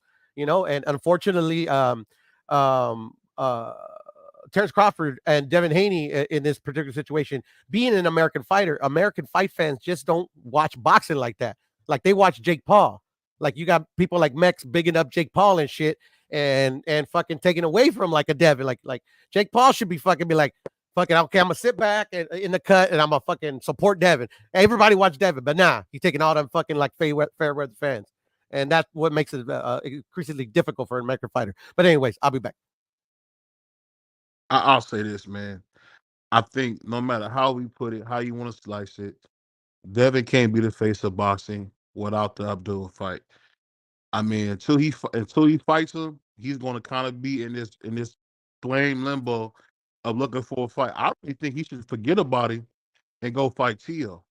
Fight Tio, fight Matias, fight somebody else, and don't let your career be bought up on you trying to get this Wahid fight, because you cannot guarantee the fight to happen. But this is the thing, BBO. We already see that the young man, he's not gonna do that. Hence the reason he made the big fight with Lomachenko. Hence the reason Lomachenko is the same individual that was supposed to fight, or that Tank Davis was supposed to fight before Devin. He made that fight happen. Then he went and made the Regis Prograis another fighter that Tank was supposed to fight. He ain't fight neither one of them niggas, but Devin went and did it. So I don't think he's gonna get held up by Tank. But at the same time, this is what the people want to see. I think we all want to see that fight happen, regardless of who wins. I'm gonna give the winner credit regardless. I just want to see it happen because I think these are the two guys who are the best. And I gotta say this right here. Tank better fight this young man now. Now, the reason I say that is because there are two things that happen in the sport of boxing. Mm-hmm. The first thing is age starts to play a part. Tank is about to be 30 years old. I ain't saying he at the end of his career. What I am saying is that he starting to fade out of his prime, because we understand your prime normally is somewhere between 26, 27, and 32. That's normally what your prime is. Not always. But then showed us that can be different. But then showed us that. You know what I'm saying? But this is what usually happens. The second thing is that when you have an individual who is fighting better competition at a younger age, just as skilled, and this man is constantly getting better, and I hate to say it, but the better competition that you fight, the better you're going to get in the ring. And at this current moment in time, Devin's resume is trumping Tank's. Tank need to start fighting niggas, and for him to continue to be the best, and for him to continue to progress. If he don't do it, and Devin keep going on the trajectory that he gonna fuck Tank up, bro. And when he does it, I don't want to hear no smoke from none of y'all. I don't want to hear nothing. When Devin fuck him up, like I know he gonna do, I don't want to hear none of that shit. Go ahead. I apologize, BBL. No, all I'm saying is, and I want you to make sure you put some money up because you're talking big time. I want some money put up on this. Anybody who know me know I'm willing to put my money where my mouth is. Anybody who know me. I just put like this, man. I got 100 on this, man. When they fight, man, I don't want you to disappear on me, bro. I'll send your cash out right now. I would give me your cash out. I'll send it to you right. I swear to God. If the fight never happened, you just send me my money back. If it do happen though, winner takes all. And you know the funny thing about this, man. You give people Captain Kirk. There you go, right there, Captain Kirk. 45. Hey, $100 coming your way right now, BVO. So you know, I ain't capping on what I'm talking about. This is a fact right here. I'm gonna see the money in a second. You finna see it. Don't worry about it. I'm gonna tell you this. The thing that this is the thing that get me about Devin, and I'm gonna be honest with you, man. One point that you are making is the kid is getting better. If anybody watched his last fight, the gas tank issue seems to have disappeared. So I don't know what he was doing at 135, but it looks like at 140, man, he looks stronger.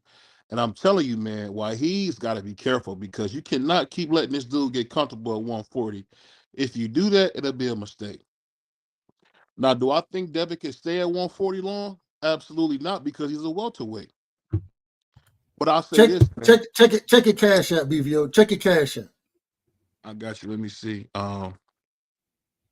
Oh, you ain't lying. We locked in. We locked in. My money good over here, bro. I ain't gonna lie to you.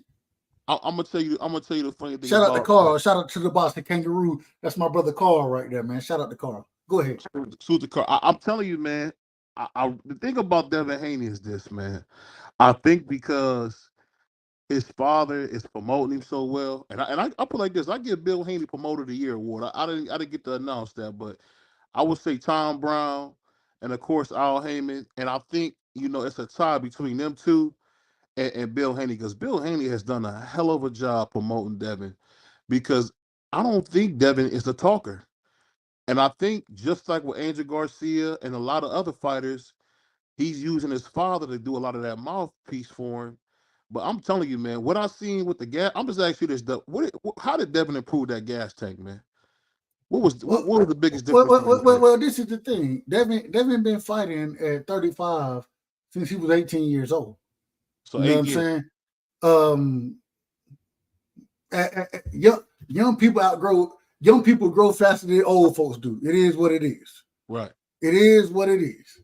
And so at the end of the day, bro, when you draining yourself to make the weight, your gas tank is one of the things that's going to suffer. Your chin is one of those things that's going to suffer. When we seen Devin get clipped by Linares, if he got hit with the same punch at 40, the shit wouldn't have had no effect on him. The problem is that the man had been draining himself. And people don't give him credit. The reason he was draining himself is because 135, regardless of what you want to say, that's where the biggest fights for him at this current moment in time are at. You know what I'm saying? So he was trying to make those big fights happen. He was able to make some of them happen. He was able to become undisputed. He was able to fight Lomachenko. He sent Shakur a contract, regardless of what you want to feel about that. You know what I'm saying? So he tried to make those fights happen, but the man was killing himself. When we watched him go up. So that was true about him killing himself to make that weight there, huh? Absolutely. The man go into the weigh-in in a hoodie. Bro, this nigga is in Vegas in June or what was it? I think it was April or May. This nigga is in Vegas and we know it's hot as shit in Vegas. We know what it is. This man got a hoodie on, sunglasses, sweatpants. I'm like, bro, the man for the suffocated himself trying to cover up how bad he was. That's what he was doing. So just saying, man, we understand the man. And I think that you got to give credit to an individual who is willing to try to make those fights happen. And then when he does have the opportunity to move up in weight, to not kill himself as much, and we see what he did against Regis, I mean, you got to give that brother credit. You got to give him credit. Teofimo Lopez, one of your favorite fighters, that man moved up to a 140, right? After the Kambosos loss. He moves up to 140. The man took 2 tune-up fights. He fought Ocampo, and then he fought Sandor Martin, which is Devin Haney mandatory. So I ain't gonna say Sandor Martin was a tune-up. I'm not gonna say that. and Sandro Ocampo Martinez. was, bro. Ocampo was a two. Ocampo definitely was. Ocampo definitely was. But then he went and fought Josh Taylor, and he looked fantastic in that fight. You know what I'm saying? The man was more comfortable when he was able to move up, put more weight on, train differently, be able to get a little rest versus just trying to make sure that there ain't no extra pounds on him eating the minimum. You know what I'm saying? There's a difference in what you're going to bring to the ring. And it was the same thing with Devin. The only difference is Devin moved up and fought a champion from the beginning. And y'all want to tell me it was a cherry pick? If you want to tell me that's a cherry pick, then what do you call Ocampo? What do you? I'm not saying that Tio was cherry picking. I'm saying Tio was getting acclimated to the weight. With Devin, he didn't even worry about getting acclimated. He was like, "Shit, I know what I am, so shit, I'm gonna come up here. I want to fight the champion. It is what it is. So we got to give credit what credit is due. That's all I'm saying." Hey, HB, pull up. Your comment too long. Pull up. But I'll say this, man. I think what you're saying is true. I'm just wondering when it comes to Devin, man. I think he just keeps surprising me, man. Because for him to have no gas tank issue, I'm really believing the truth that maybe he was just killing himself to make that weight. And some of the performances that we didn't get is because he was trying. He was probably depleted, man. Because I don't know, man. I really want to see this fight, man. And I'm telling you, man, it's making up Abdul look bad, man. He looking bad, man. It's getting clear that he's not looking to fight the best. I seen an old interview with him, $1 million worth of game. I didn't even realize that Abdul had never even asked for a tough fight. Did you know that? Yes, I think, man. Gilly said, hey, hold on. I got it right here. Gilly said, we want to see you fight. We know you ain't scared to fight him. We want to see you in the ring with the best. A Lomachenko, a Devin Haney, a Shakur Stevenson. We want to see. Have you gone in and asked for these fights? No, I haven't. But no. That ain't what he said. That wasn't the question. Then they said, when these fights gonna be happening? I don't know. That's some real shit. That's what I was saying. That's some real shit right there. He don't know. Have you gone in and asked for these fights? Nah, I ain't gonna lie to you. I ain't even went in and asked to fight them. What? Yeah, Abdul is Tank Picasso. Salute to my man Picasso. Abdul is Tank Picasso. What? I'm just trying to show the man some respect. When I seen him with his teacher, and they said he changed his name, I just wanted to respect it. You know, the same thing with Saad Muhammad Ali. You know, I can't be like my grandma and say Lou Alcindor and Cassius Clay. You know.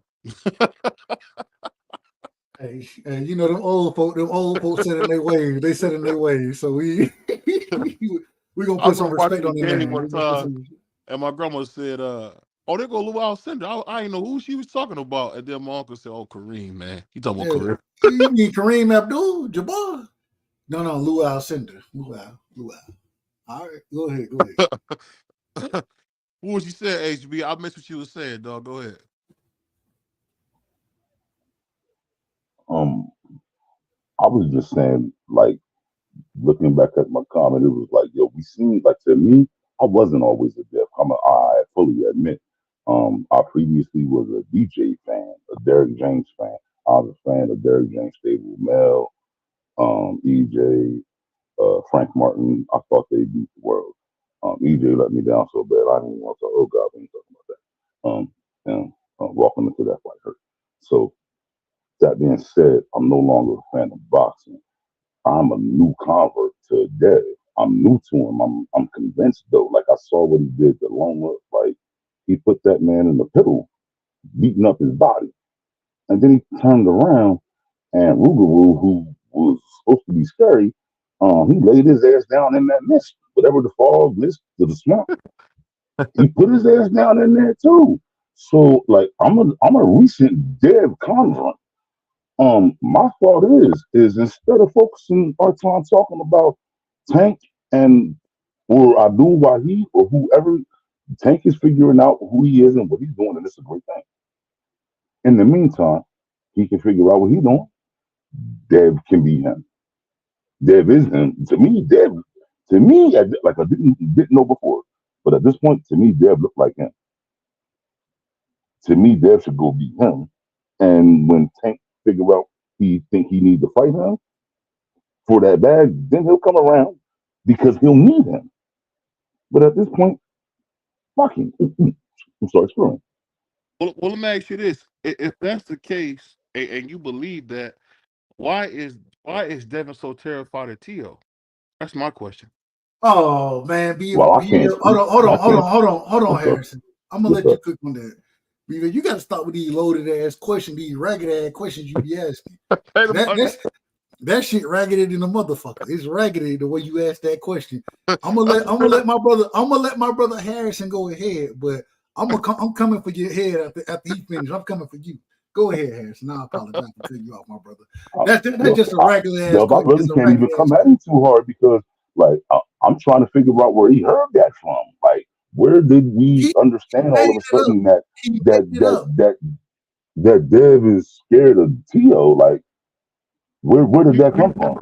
Well, hey Harris, let me say this, HB. I don't know if you remember, there was an interview. This is some years back, and Tio went up to Devin and checked him and said, "You don't want to do it. Sign a contract. Not on my blood. You don't want to do it. You've been fed from a silver spoon your whole life. You don't want to do it." And then when they got interviewed, I think it was by Chris Maddox. Tio said, "The only reason you're even relevant is because of me."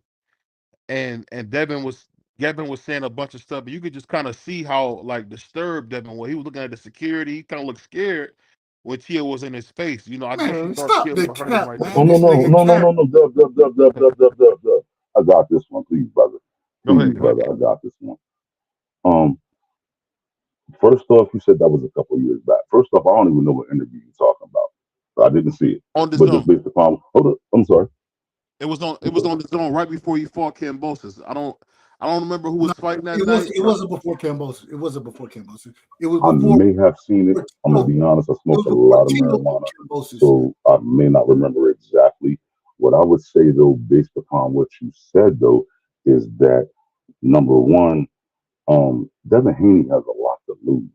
So popping off or jumping off at Tio for any given reason, in a setting where there's no need to, get that man in the ring and get paid to whoop his ass. You don't do that backstage where you don't get paid and you get in trouble. So you judging whatever happened based upon some interview related to something that happened backstage a couple of years ago don't impress me. But more than that, a couple of years ago, Devin Haney was a younger man.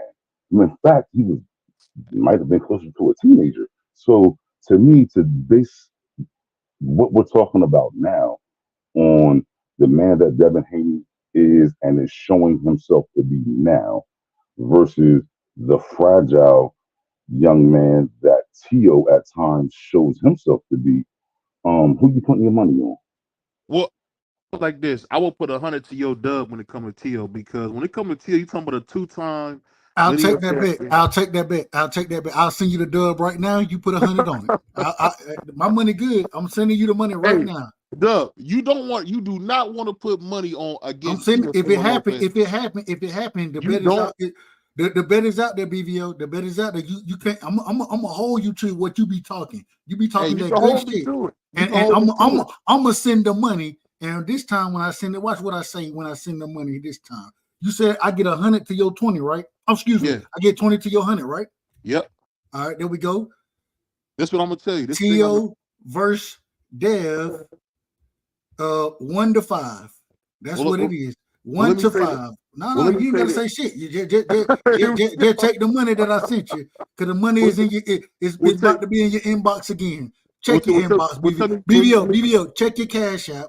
Check your cash app and confirm for the people. Confirm for the people that the money is there. Confirmed, and then read what I put in there. Read what I put in there.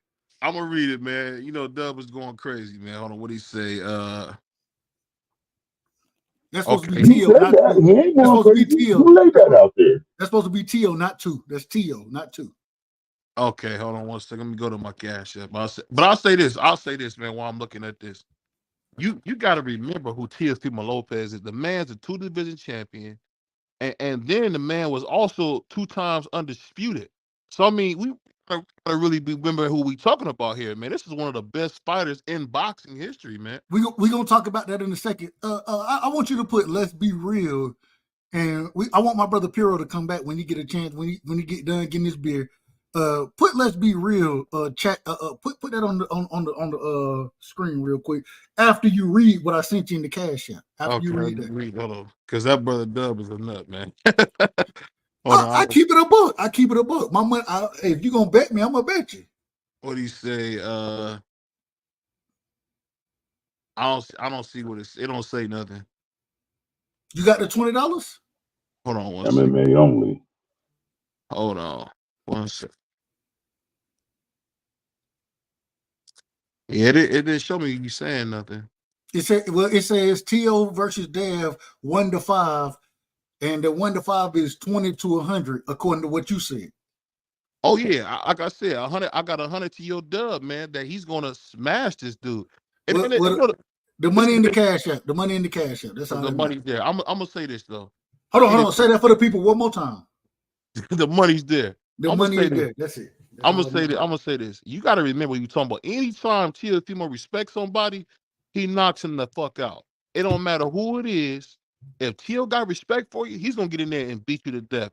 Whether it's Richard Comey, whether it's Lomachenko, whether it's Josh Taylor. Let's not forget, Josh Taylor's a dude that beat Regis to death, and that's the guy that Teo beat. But this is the you problem. Got a home cooked decision. Hold on. Come on. But this is the problem. BVO. Yeah. This is the problem. This is the problem. Go ahead. I understand what you're saying about Teo, and I don't disagree. Like I said, I picked Teo to beat Josh Taylor. The thing is if Teo got to be first, if he's fighting somebody, Teo is a counterpuncher. He's a natural counterpuncher by nature. You know what I'm saying? Sure. The problem is when he got to be first, that's where he struggles. And when he fight Devin, he got to be first. If he's not first, then Devin going to be able to utilize. Devin is the longer fighter, has the better footwork, in my opinion. You'll say that their footwork. You may even tell me Teo got better footwork. I ain't got a problem with it. What I'm saying is Devin's jab is better. And because you got the better jab, it's going to force Teo to be first. If he ain't first, then he's going to get jabbed all night. And so once he has to be first, then it allows Devin to be the counterpuncher versus Teo being what he wants to be. Josh Taylor walked right into that wheelhouse. Why? Because Josh Taylor is a come forward pressure fighter. Teo gonna put hands on those type of dudes. You know what I'm saying? For sure. When we looked at the Sandor Martin fight, the reason Sandor Martin ain't better than Teo. That's a fact. We all know that Sandor Martin ain't even on Teo level. He a B, possibly C+ level fighter. Teo's an A level fighter. The thing is he forced Teo to be first. He was a back-footed counter puncher, and Teo struggles with that style. And so if just me taking an objective look at it, styles make fights. We all know that. Devin's style is all wrong for Teo. It's all wrong. He's longer than Teo. He can be first with the jab, and then once he forces Teo to be first, he can utilize his counterpunching skills, whereas Teo isn't going to have that same opportunity to utilize his counterpunching skills. Hence the reason Devin gonna put hands on that man. But that's just my opinion. I could be very wrong. Well, let me play you for this, and I want to hear from HB. Let me play you this. Primo Lopez, the takeover, two-time undisputed world champion. Primo Lopez, the takeover. So he's a two-time undisputed world champion. But I want to hear from you, HB. What do you think about a top-level fighter, a young Floyd Mayweather going against a guy like Devin Haney? What you think is going to happen in a fight like that?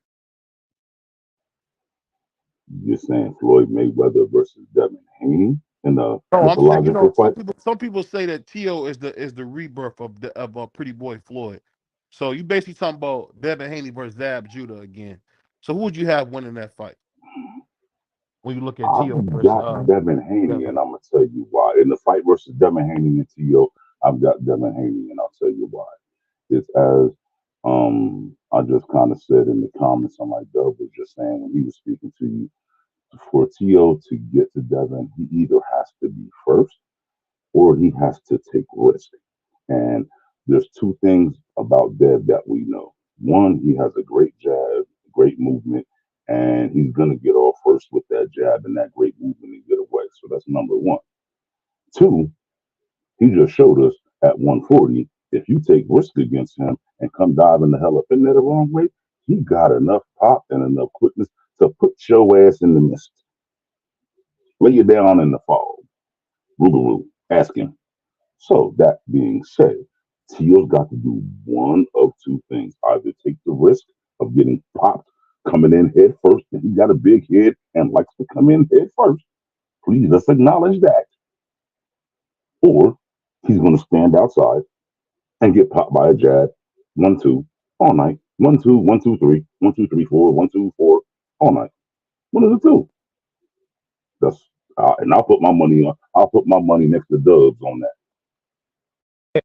I get what y'all saying, but that's the thing. Y'all forgetting how great of a mover Tio is, and you forgetting that he can box with the best of them. I wouldn't say, I'm not saying this. I'm being as objective as I can be.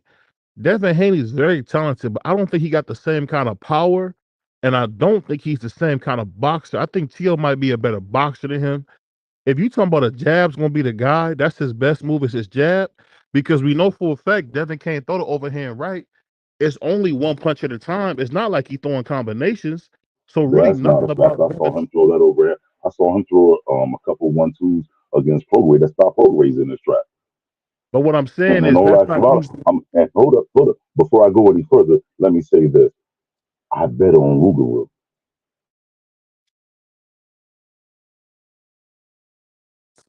But I acknowledge what I saw. He got stopped in his tracks by 1-2s from Dev, by jabs. I acknowledge what I saw. I lost my money on a parlay because of Devin Haney. And this is the thing. Overhands, I say it respectfully, overhands aren't Tio problem. Tio got problem with shit that comes straight down the middle. That's where he has problems. for You know sure. what I'm saying? And that's what Dev was landing. Devin, yeah, I agree with you. Devin overhand right, it ain't what it used to be. Well, he don't even throw the bitch like that no more. The reason No, he being is don't. because he throws shit down the middle. Roger Mayweather, shout out to the Black Mamba. I listened to Roger in Floyd Corner one time, and get what Roger he one of the things I learned from him the most: keep running that shit down the middle, keep running all that shit down the middle on his ass, because it's hard to beat when shit coming down the middle Bill on you, said bro. that at some point in the corner, bro, and it was like he went out and did it like twice, and it was just like, damn, Man, yeah, I lost my money. Run that shit down the middle. It ain't got to be hard. Look. All right, it may not be the hardest punch they ever had, but like Regis told you, and if you go look at Regis after the fight, shit, he ain't get knocked out, but the motherfucker will beat up. He will beat the fuck up in that fight. And why? Because Devin was running shit, and I want to talk about this in a second. Hold on. Right. But when you're running shit down the middle, it changes things. The reason is because everything that's straight is faster than overhands, and if you accurate with your straight punches, the jab, the straight right hand, bro, that shit is hard to get around. Regis said himself, it wasn't he ain't got just crazy power, but it's the shit that you don't see. And it's the straight shit coming down the middle that you don't see a lot of times. That's the shit that hurts you or can knock you off your square. You know what I'm saying? And that's what Devin got. He got that straight shit. That shit coming straight down the middle. And when you got that shit coming, especially when you got to come in taking risks like Tio was going to have to do. And then he longer than Tio, like HB just said, Harrison. Man, yeah, nah. Tio gonna get fucked up in that fight. He gonna get fucked up. You don't know shit about boxing. You don't know. Shout out to the Black Mamba, man. The real Black Mamba. But I love Kobe. I love Kobe though. That's you know what, the thing you said, that I can hear Roger saying that, like he always would tell Floyd that keep it going down the middle, because I put like this. I just don't like how, it felt like sometimes Bill be all over the place. Like I remember he was in the fight, he telling him use your brick hand and all this extra stuff. And it's like, I just want to figure out, what is Devin's identity? Is he going to be a slick boxer puncher? What is he going to be? Is he going to be a puncher? Devin is a boxer. He's a boxer. He's a true pure boxer, right?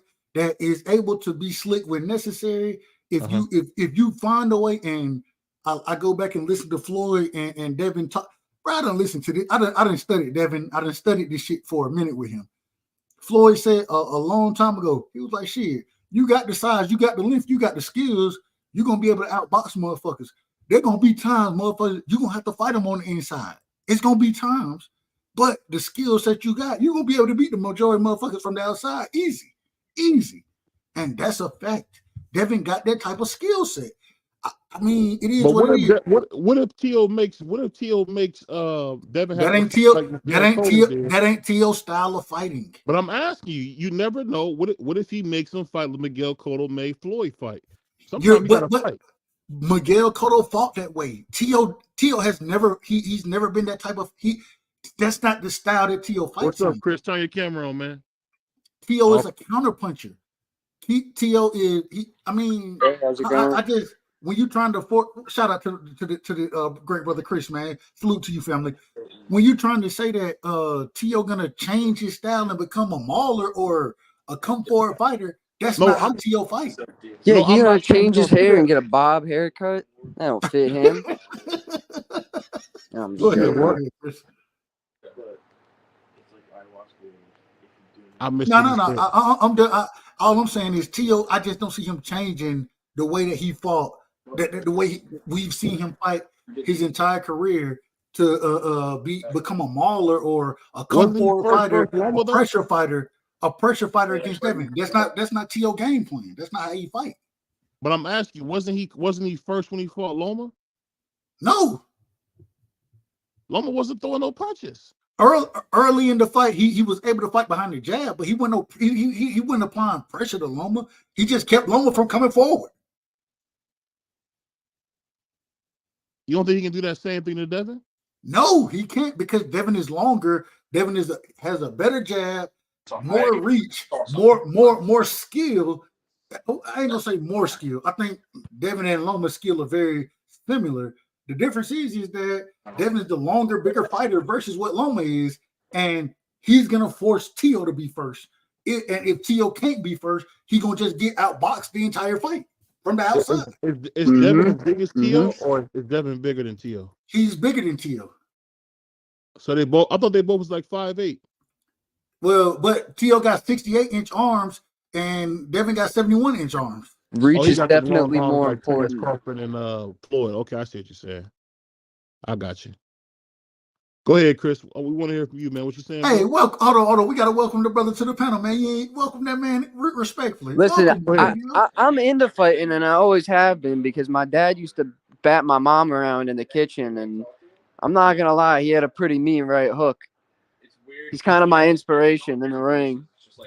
Every time I'm in there, I just think about don't say nothing crazy like that. how good he used to bat my mom around in the kitchen, how he used to bang her around on the pots. I don't know what that was. I don't know what that was. You gotta be careful. That's why you gotta be careful with some of these goofies, man. I'm not trying to hear about no respect. Domestic violence. I'm not trying to hear about none of that shit, bro. None of that. No, this ain't the Charlo channel. What is he doing? Yeah, I don't know what that was. My God. Yeah. Amazing. Well, why come fuck a great conversation that we having? Why fuck that up with some? Anyways, I'm. That's what they do, man. Hey, but when you get bigger, man, that's what they do, man. But one thing I'm gonna say, Dub, I think you're not taking into account that for that first 6 or 7 rounds, T.O. had to bring the fight to Loma, and he did that. No, I understand. I'm sorry. No, go ahead. Well, just in response, I think that Loma, T.O. did. Okay. T.O. had a very similar game plan against Lomachenko that he had against Kambosos. The difference is that he was able to continuously push Lomachenko back, which you do have to do that against Lomachenko. Lomachenko, if you can make him fight off the back foot, you're gonna have success there. The problem is that against somebody like a Kambosos, who even in the Kambosos fight, T.O. got very reckless. Sure. And then when he did it against Lomachenko is the smaller fighter than him. Devin isn't smaller than T.O. And because he's not smaller, it's going to be that much harder for him to push back. For him to push back, he got to take jabs to the face consistently because of the distance, because of distance control. And that's one of the most important things in the sport of boxing, in my opinion, is distance control. And Devin controls distance better than T.O. can. So I just all these things that you're telling me about Teofimo Lopez, I do agree. Tio got great power. I Hey, think Michael, turn your camera on, man. Who's that? I was sorry. I'm in the background trying to get somebody if they want to come on. They got to turn their camera on. I'm just saying at the end of the day, Tio got good. He got good power. You know what I'm saying? But as far as boxing skills go, his skills are equal to, if not less than Devin's. And Devin gonna be able to control the distance better than Tio. And when Tio wanna push the fight, he gonna get fucked up. We seen what happened with Regis. Regis was scared to push the fight. Why was Regis scared to push the fight? Because every time he started trying to push that shit, he was getting clipped. You know, I'm gonna tell you something funny. We're gonna get the interview Regis pretty soon to get back from vacation. I was interviewing I interviewed, you know, a strength and conditioning coach, and he told me something I didn't know. He said that the thing about Devin that people don't realize is that he is as good as advertised. And he said when he got in the ring, and I guess it's always different from a strength and conditioning coach, you know, point of view. But he couldn't believe how physically strong Devin was. Like Regis usually can push people around, but he couldn't move Devin. This is Like the last point I gotta make about Devin. And then I'm gonna pass it to you. HB, I'm passing it to you after this. I apologize. Last point.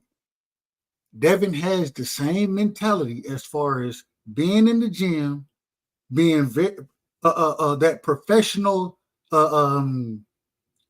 consistency. You know what I'm saying? You listen to anybody that talk about Devin, they're gonna tell you this man is a consummate professional. He always in the gym, the same way Bud is. Right. That's a fact. And because of that, at such a young age, and I've heard it from I've heard other individuals are in there, but you ask a nigga about Devin, they're gonna tell you, man, that he a dog, bro. He always, regardless of what y'all want to tell me happen in the ring, they're gonna tell me, man, this man's stopping shit, and he always in the motherfucking gym. He always in the gym, bro, and he stopping shit in the gym. That's a fact. Go ahead, HB.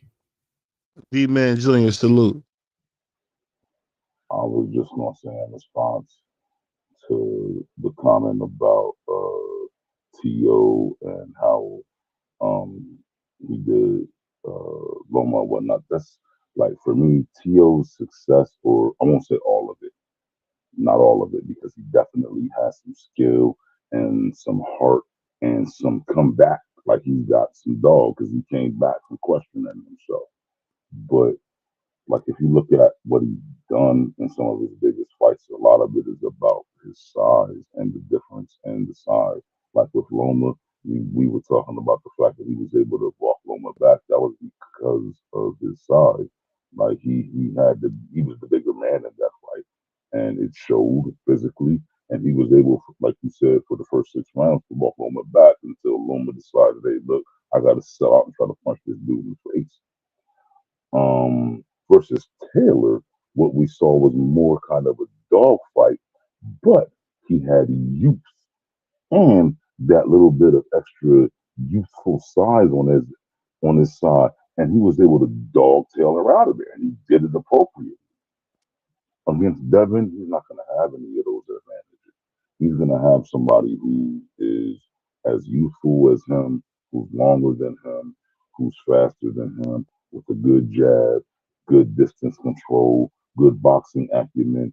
He's going to have all kinds of problems all night. And like I typed in the chat, he's going to look like a deer in the jab headlights all night. Hey, real quick. Unless he steps in and gets something else. I mean, he could step in and take something more popping, but. Hey, hold on real quick, man. I gotta say, man, shout out to the OG, man. KQKC is in the building. He said, what the hell you doing on so late, Dub? You done lost your damn mind. Shout out to the OG, man. That's my, if it wasn't for the OG, I always tell y'all this. If it wasn't for him, I wouldn't know about none of this YouTube boxing community stuff. OG was the first person that I found, and it was him calling the fight. Matter of fact, if it wasn't for him, I wouldn't be here. So shout out to the OG, man.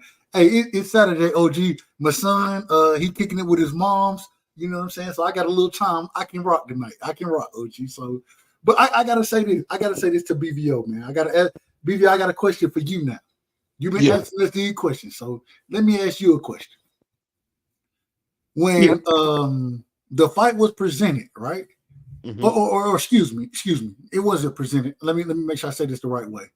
When they spoke on making this fight happen, and all of a sudden, Teofimo Sr., right? And I know you're gonna call him a drunk. I know what you're gonna say. But when he came out and said, we need this is before Devin had ever been on pay-per-view, before he fought Lomachenko, before any of that, before he was undisputed. According to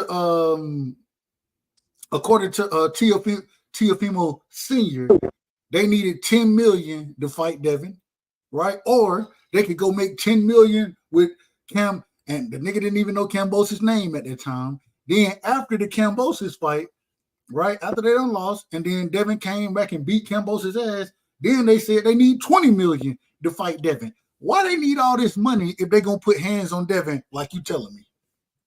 It's no matter how you, even though it's an easy fight, man. Let's be honest here. Let's look. Hold on. It's an easy fight. It's an easy fight for Devin. No, it's an easy fight. It's an easy fight for Tio. You know. Okay. So Tio beat Devin easily. Okay. Go ahead. So I mean, when you think about it, you know, and it's just at the end of the day, you know, Tio beats him easy because he's smarter. He moves better. He's a little bit more fluid. And I think his ring IQ is a little bit underestimated. Higher. So I think the thing you got to understand is they wanted the money, but I don't know how true that is. I'll tell you this. Hold on. But we got them on film saying this. We got them on tape. We got them saying these things. We have them saying these things on tape. No. I'm not disputing that. I'm just trying to tell you that when it comes to this fight, it's really not difficult for Tio. I think the thing with Tio is he gets a little jealous of fighters. Like when he found out Devin Haney was making $4 million to fight Loma, he got jealous then. I think that's the hard thing. I think sometimes Tio let his emotions get in front of him.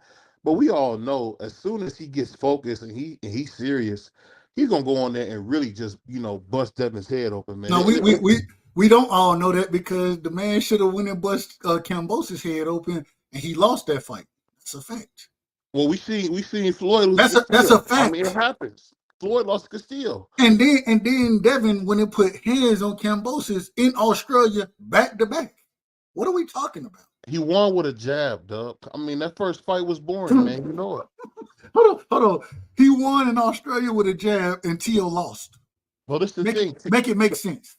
Because Tio tried to get the fans to fight. And the difference with the thing about Devin is this. One, he's a very, very boring fighter.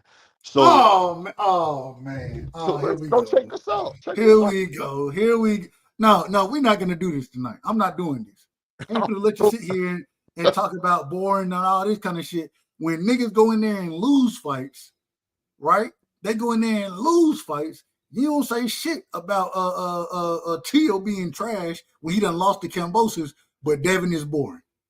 This is ridiculous, man. Was it a boring fight against Lomachenko? Was it a boring fight against Regis when he was putting hands and fucking Regis up? This is ridiculous, man. Well, the fight with Regis was a little bit better. This is ridiculous. It still was boring. I'll put it like this. Was it as entertaining as Tio versus Josh Taylor? Absolutely. Yes, absolutely. Only reason only difference is that Josh Taylor won a couple rounds against Tio. That's the only difference. Regis didn't have the opportunity because Devin is too good. Man, all right, y'all got it. This is the problem I have with you, bro. This is the problem. Go ahead. You're so biased, and then you want to tell me you're not biased. You're the most unbiased channel, but then you start lying and shit when it come down to these fights, bro. You lying. No, I'm not. You lying like a motherfucker right now, bro. Hey, real quick, man. Let's be real. Let's talk about this real quick. Let's be real. Said Tio about to lose to Jermaine Ortiz at 140. BBL, what's your thoughts on Tio and Jermaine Ortiz? It's on Super Bowl weekend. That's Saturday. A lot of people would say, I don't know. A lot of people say that they thought Jermaine Ortiz beat Lomachenko. Jermaine Ortiz, he missed weight his last fight. Now he coming up to 140. He's gonna fight Teofimo Lopez. What's your thoughts on that fight, bro? I think the thing with Jermaine Ortiz, we got to remember that he was Loma's sparring partner for a long time. Agreed. So, Agreed. so he knows Loma really well, and he started off really well. But let's be honest, Loma came on real strong at the end, and I think he edged that fight out. But I mean, it's gonna be a nice test. I mean, it's not a soft touch like a Regis Pro grade, but it is. So Jermaine Ortiz, that's not a champion. Hold on, ain't hold a on. soft. Hold on, wait. Hold on, wait. We got to talk about this. Jermaine Ortiz, somebody fighting in the division for the first time, no champion, never been a champion. Regis, a 2-time champion. Only loss is to Josh Taylor, who wasn't a soft touch in your opinion for Tio, but for Devin, Regis was a soft touch, but Jermaine Ortiz ain't a soft touch. Well, let me finish. Jermaine Ortiz was a 2 or 3-year-old soft touch. You can't make this shit up. He was a soft touch like 2 years ago, bro. This is what he do. He wants to attack the black man. That's what he does. They've been doing this for 400 years. Please stop making this about race, bro. Please. But listen, let me say this. You starting to piss me off with that race shit. Let me say this. At the end of the day, if you look at who takes the tough fights, when they said Matias was a big monster, whatever the case may be, guess what? Tio sent him a contract. All of a sudden, he mysteriously broke his hand. They didn't get the fight. And say what you want, Jermaine Ortiz is a nice fighter. He can fight. And I'll tell you what, no matter how it goes, this is another tough fight. And I like Jermaine Ortiz, and I do think it's a tough fight. I'm not saying that. I'm saying why discredit the Regis fight why call that a soft touch when Jermaine Ortiz is moving up to 140 for the first time in his career, and then that's the fight him and Tio that's the fight going on. How is that not a soft touch over Regis being a soft touch? The thing is that Tio wanted to fight. Regis was a champion. But listen, Tio wanted to fight Matias next, and all of a sudden, I'm not talking about Matias. I'm talking about Jermaine Ortiz and Regis. I'm talking about Jermaine Ortiz and Regis. This is what I'm telling you. Listen to what I'm saying. This is what I'm saying. No matter what, the fight's not happening with Matias. So he's taking on Jermaine Ortiz. I think it's going to be a good fight. I see Tio. Is it a soft touch? If Regis is a soft touch, is Jermaine Ortiz a soft touch? I would say he's a little bit above a step above a soft touch. He's just a little bit of step above. So what we saying is Jermaine Ortiz is better than Regis right now. That's what we saying. I would say so. Amazing. He took the belt from Zepeda. A two division champion. I mean, excuse me, a 2-time champion at 140 is a soft touch, but somebody who ain't never fought in the division, ain't never been a champion, is tougher. I mean, my God. If you want to set it up to start a certain way, I get you. No, you just biased, bro. You showing your bias again, bro. You showing your bias. I'm not. I'm one of the most unbiased you'll meet. But this is what I was saying. I'll leave it. I'm gonna pass the mic because I don't want to be taking all day to say so. At the end of the day, it's gonna be a good fight. It's gonna be an easy fight for Tio. And I'll tell you what, I can't wait till we see Tio versus Matias, because we know Matias is going to have the nuts to get in there with the lineal champion at 140. And I hope after that, if we don't get the Abdullah fight, I'm hoping to see Devin the American's Dream versus Tio at Madison Square Garden. I think that'll be a huge fight. I think boxing needs that. And if I was Devin, I would focus on Tio because I think Tank is too much of a headache, in my personal opinion. I don't think Tank is worth all the headache that they're getting. What do you mean by what do you mean by headache when you say headache? What I'm saying, he's difficult to deal with. You got Eddie Hearn, Devin's boss, reaching out to him. He's not answering. There's no winning with Tank. You got Billy Haney saying, I don't have Al's number and all this. Why don't you go fight somebody that you know does business with Matchroom like Top Rank and get the fights that you can get? And if you get the Tank fight, good. If you don't, you don't. I think Devin's too good to do what Boo Boo did and what Jamal did, and wait on somebody else. Keep doing your career and fight the guys that you can fight. Don't worry about the guy that say he don't want to fight you. Let it be what it is, because Calvin Ford and the whole Tank team, the whole Abdullah team has made it clear that they're not looking to fight Devin next. So basically what you said. More time on it. So what you saying is Tank is ducking Devin. That's what you saying. I'm not saying he's Dub. Come on, I see what you're doing, Dub. No, I'm asking. Well, you hold on, wait. Hold on, BVO. You just said, correct me if I'm wrong. Oh, the nigga dropped off. Come back, BVO. Come back. All right. Well, I'm gonna just put it in for the people out here who's listening. And no, I ain't. BVO, you back? I'm back. So you just said that Abdul, man, call the man Tank. When you say Abdul, sometimes I ain't gonna hold it. I ain't used to it yet, and I'm trying my best to get used to it. But when you say it, sometimes it do throw me off. I'm like, who is he? Oh, he talking about. Hey, I don't.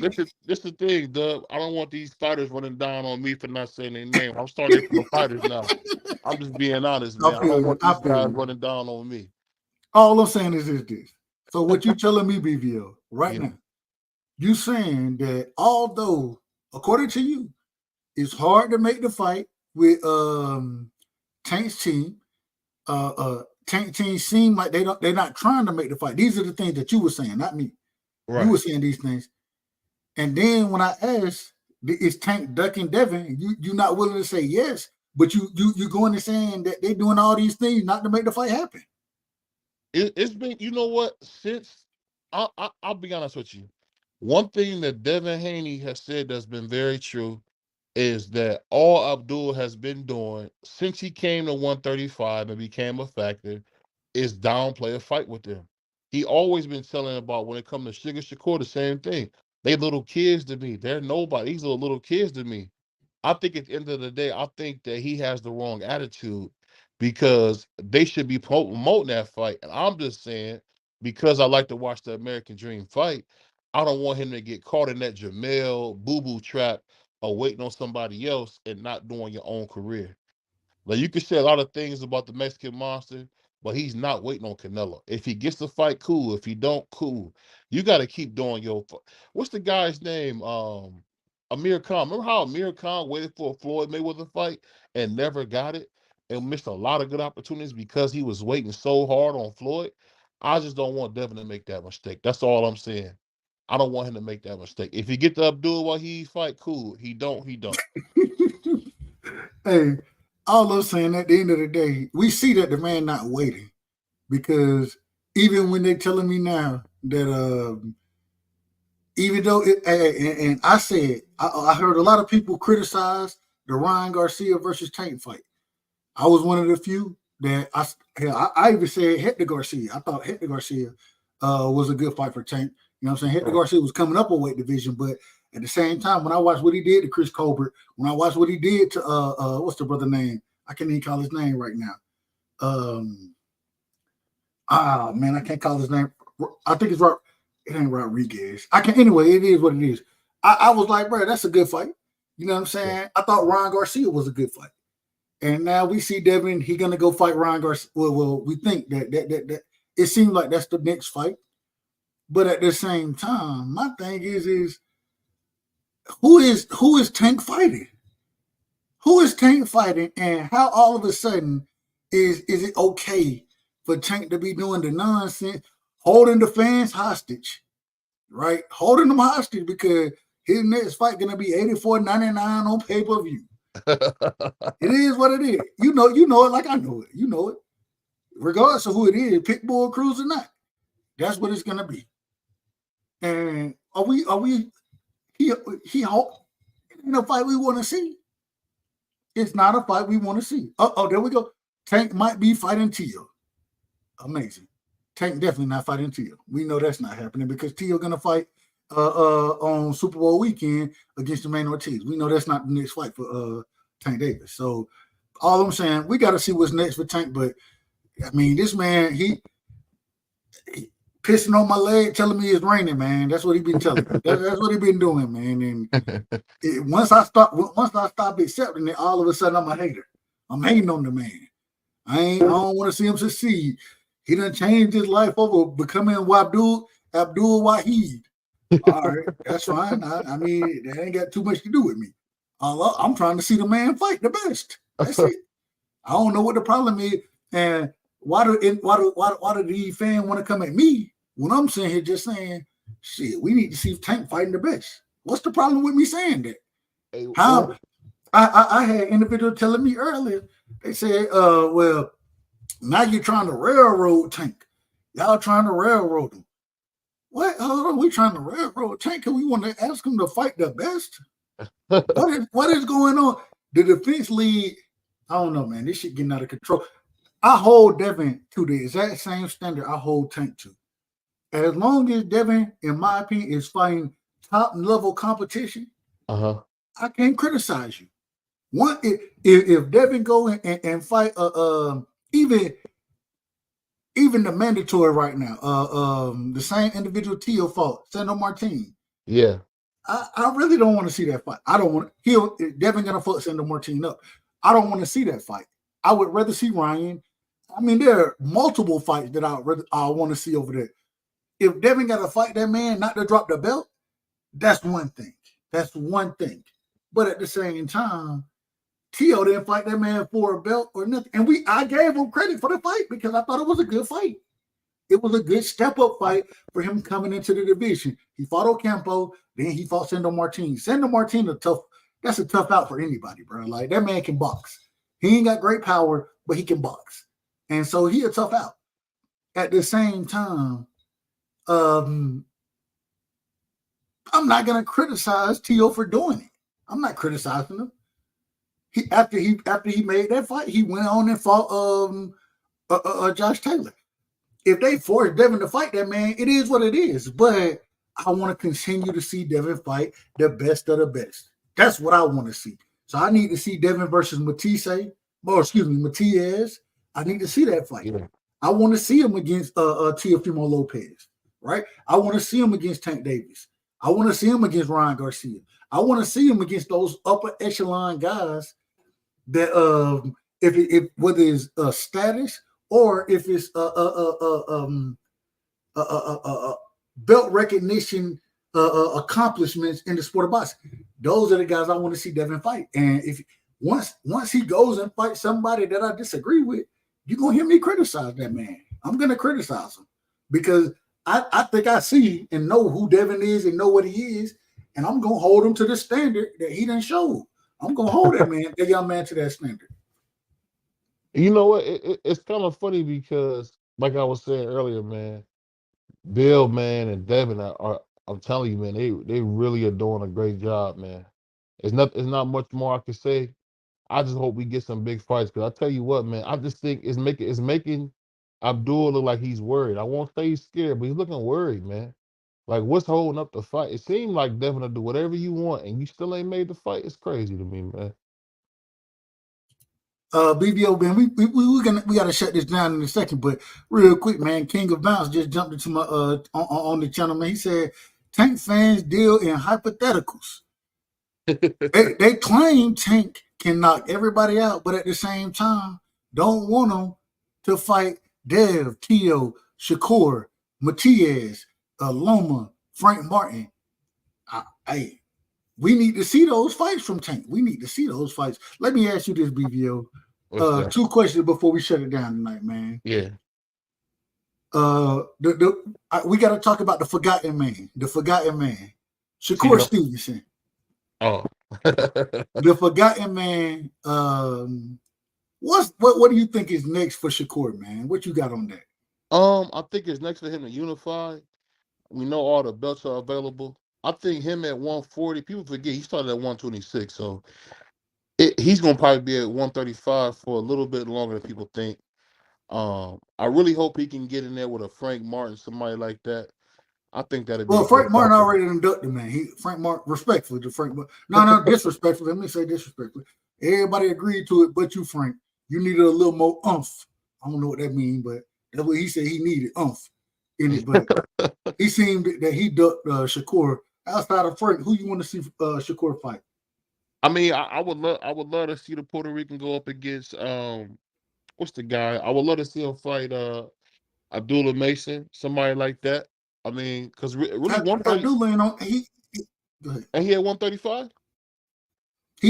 But he too young. He too young right now. I just think I'm just talking for the skill is what I'm saying. I It's agree not a with lot the of skill skill, at but I 135 just right now. they both on Top Rank. We understand how Top Rank gonna move these fighters. I mean, realistically, let's talk realistic Well, fights at this current realistically, moment for Shakur. I'm not sure. It's kind of up in the air because there's really not a lot of guys at 135 for him to fight. I really hope he will move up to 140. I just don't see it right now. What about you? What you think? I agree with King of Bounce, man. I want to see Shakur and Raymond Muratalla. I think that's a good fight. Both of them fought against Nakathilia. Nakatani. Nakathilia. Nakathilia. The Oh, okay. African. Yeah. Well, I think he might be African. I don't want to disrespect that brother, but Yeah. they both fought against him. Shakur kind of according to Shakur, he felt the power early, and he kind of I ain't gonna say ran, but he utilized lateral movement to the utmost in that fight. Whereas Raymond Muratalla went in there and stopped that man in like the third round, bro. So they both, Raymond Muratalla is up and coming. I just don't think it's a lot of guys over there at Top Rank at 135 for Shakur to fight right now, and so. Raymond Muratalla may be next. If Shakur got to fight Raymond Muratalla, bro, I'm going to tell you. Yeah. That's the 50-50 fight for me, bro. That's the 50-50 fight. You know what? I think the only reason I would say it's a little 60-40 is because I think Shakur is really in there learning. I'm going to be honest with you. I think he's the only one that can beat Abdul and Devin Haney because of his skill level. He seems to have like an A1 ring mind. I'm just kind of nervous on does he have enough power to keep those guys off him? That's my only thing. Because I don't know if you remember that one fight. I can't think of the guy's name where Sugar was in there saying, oh, he's a cop. I'm going to expose him. I'm going to do this. But then the man hit him and he ran for 12 rounds like he did De Los Santos? No, it was the guy before De Los Santos. That was Nakathilia. That was Nakathilia. Yeah. And Raymond Muratalla knocked that man out in 3 rounds. Yeah, cold. So that would be a good fight. That would be a good fight. I just to say, like I was telling you, man, I don't think Top Rank got a lot of guys at 135. So that would be a perfect fight. The problem is they do have a lot, but the individual, they young, they up and coming fighters. They not proven fighters yet outside of Lomachenko. You know what I'm saying? And Shakur, those are the guys who kind of are over there with Top Rank right now. You got Muratalla, you got Abdullah Mason. You know what I'm saying? Yeah. You do have Keyshawn David. You got talent over there, but they're still young and up and coming. It's gonna be if it's not them guys, and I don't think they want to really and we gotta see because Bob will do some bullshit when you on your last fight, your last fight with them. Bob will do some bullshit. We seen what Bob did to Pacquiao against what's the brother name who was over Jeff Horn. We seen that. We know Bob will fuck you up. You know what I'm saying? He'll rig some shit against your ass in your last fight. It is what it is. So, but man, I think it's gonna be difficult for Shakur moving forward, especially salute D-Man Jr. Especially if he ain't fighting these big names. Some of the guys that he may be placed against right now after the De Los Santos fight could be a little more dangerous. It may be a little more risk than reward against some of these guys. You know what I'm saying? So hopefully we can see some of these other guys grab belts that Devin then dropped. And I want to see Lomachenko go and beat Kambosos. Maybe we'll see a Shakur and Lomachenko fight. That'll be a good fight in my opinion. But I think outside of that, it's real limited. It's real limited. It's tough sledding over there, bro. It's tough sled. Either you fighting somebody that ain't got a name and that's dangerous, or you fighting somebody like that's what you fighting. Somebody who ain't got a name and that's dangerous. That's what you're gonna be fighting, bro. Yeah. And I'll tell you what, man. All jokes aside, man, I want to give a big attaboy to Bill Haney, Devin Haney. Them dudes have done a terrific job promoting Devin, putting on some great shows. And that's what we need in boxing. We need an alternative because Abdul showed us he's not going to take those big fights. He's not. And let's be honest, at the end of the day, Ryan Garcia is one of my favorite fighters, but he's a prospect, man. He hasn't really. No, well, wait a minute. Go ahead. Ryan is not a prospect because the man was already the number one contender for Devin Haney WBC belt at 135 way back when. So and that man was the interim champion, multiple time interim champion to fight Devin. So that man ain't no prospect, but at the same time, he hasn't he's a contender. He hasn't made himself a champion yet, and we do need to see Ryan become a champion. We do need to see that. Hey, we need to see that yesterday because you know what it is? It really proves the old notion to be true. You can have all the talent in the world. If you don't got the right mindset, you in trouble, man. And I think until Ryan gets back to 2020 Ryan where he had his head together, he's gonna keep getting these crazy performances, man. But I appreciate you rocking with me tonight, man. I know usually you don't like to rock, with the rock this late, but I appreciate you rocking with me, man.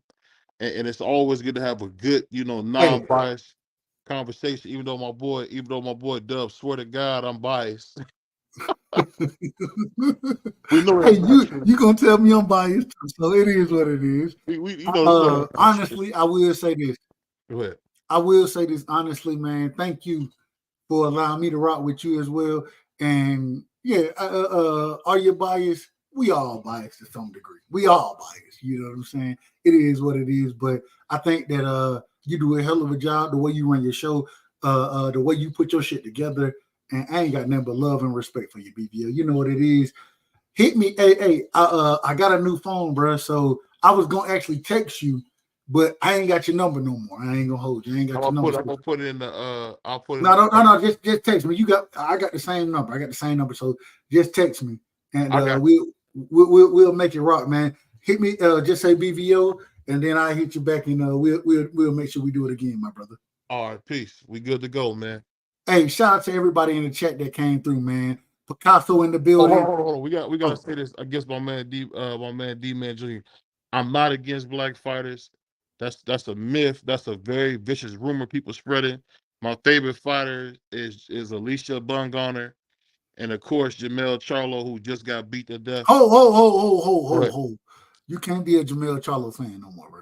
Oh, that's right. I forgot about all that. Before that stuff. So hey, the man got Canelo put hands on that man, and then he put hands on his female. When we see him, we need to put hands on his ass. Respect. Yeah, that was. And you know what I gotta say? That's so crazy. We gotta stop having these men get on social media and say this weak BS, man. That was bull crap. Whoever him saying that and whoever recorded that, that's bull crap, man. We gotta do better, man. No, well, hold on. It wasn't recorded. So the way that happened, it wasn't that somebody recorded him.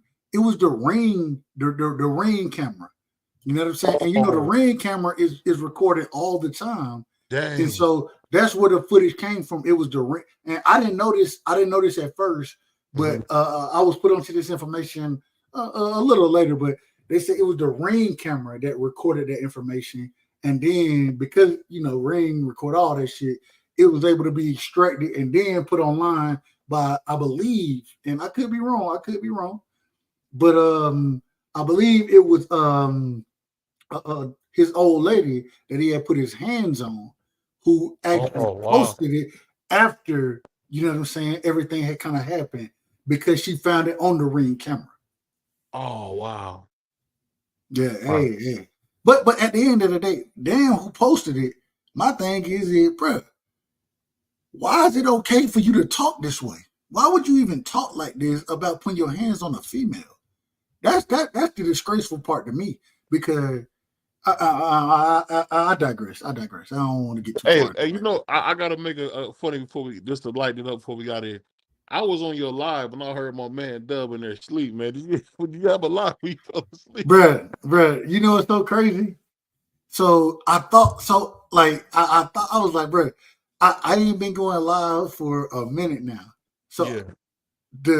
I'll go ahead, once I hit leave studio, I'll be like, all right, I'm good. And then I gotta realize that, bro, you gotta end the goddamn live, bro. End the motherfucking live, bro. I was like, man, goddamn, bro, goddamn, boy. Hey, you know people love you too, man. They're listening to you snoring on the thing. Like, oh, get some rest. Hey, it is what it is, man. It is what it is. I ain't mad at it. I ain't mad. Hey, Look, but Happy New Year, man. We don't talk before then, man. hey, hold on. You seen what my brother said up here, Anthony Latham? And What he he said, say? Doug, turn the live off this time, respectfully. Don't turn the light off. Hey, but we got 17 people rocking with us tonight, man. We appreciate everybody coming through. Love y'all, And, man. you know, Much love and respect. We're going to get more of this, man. We're going to pull Dub out the studio more. We're going to try to get him out the house more, man. Come hang out with us, man. Hey, BBO, man, great show, man. Hey, look, Picasso said you need a breathing machine. God damn, what? Hey, they want me in the damn sleep study. God damn. I'm out, man. Fuck y'all. Respectfully. I say that respectfully. I love you. I gotta rinse my brother Cool Breeze up too as well, man. I gotta rinse Cool Breeze up too. All right, there we go. Peace. Peace.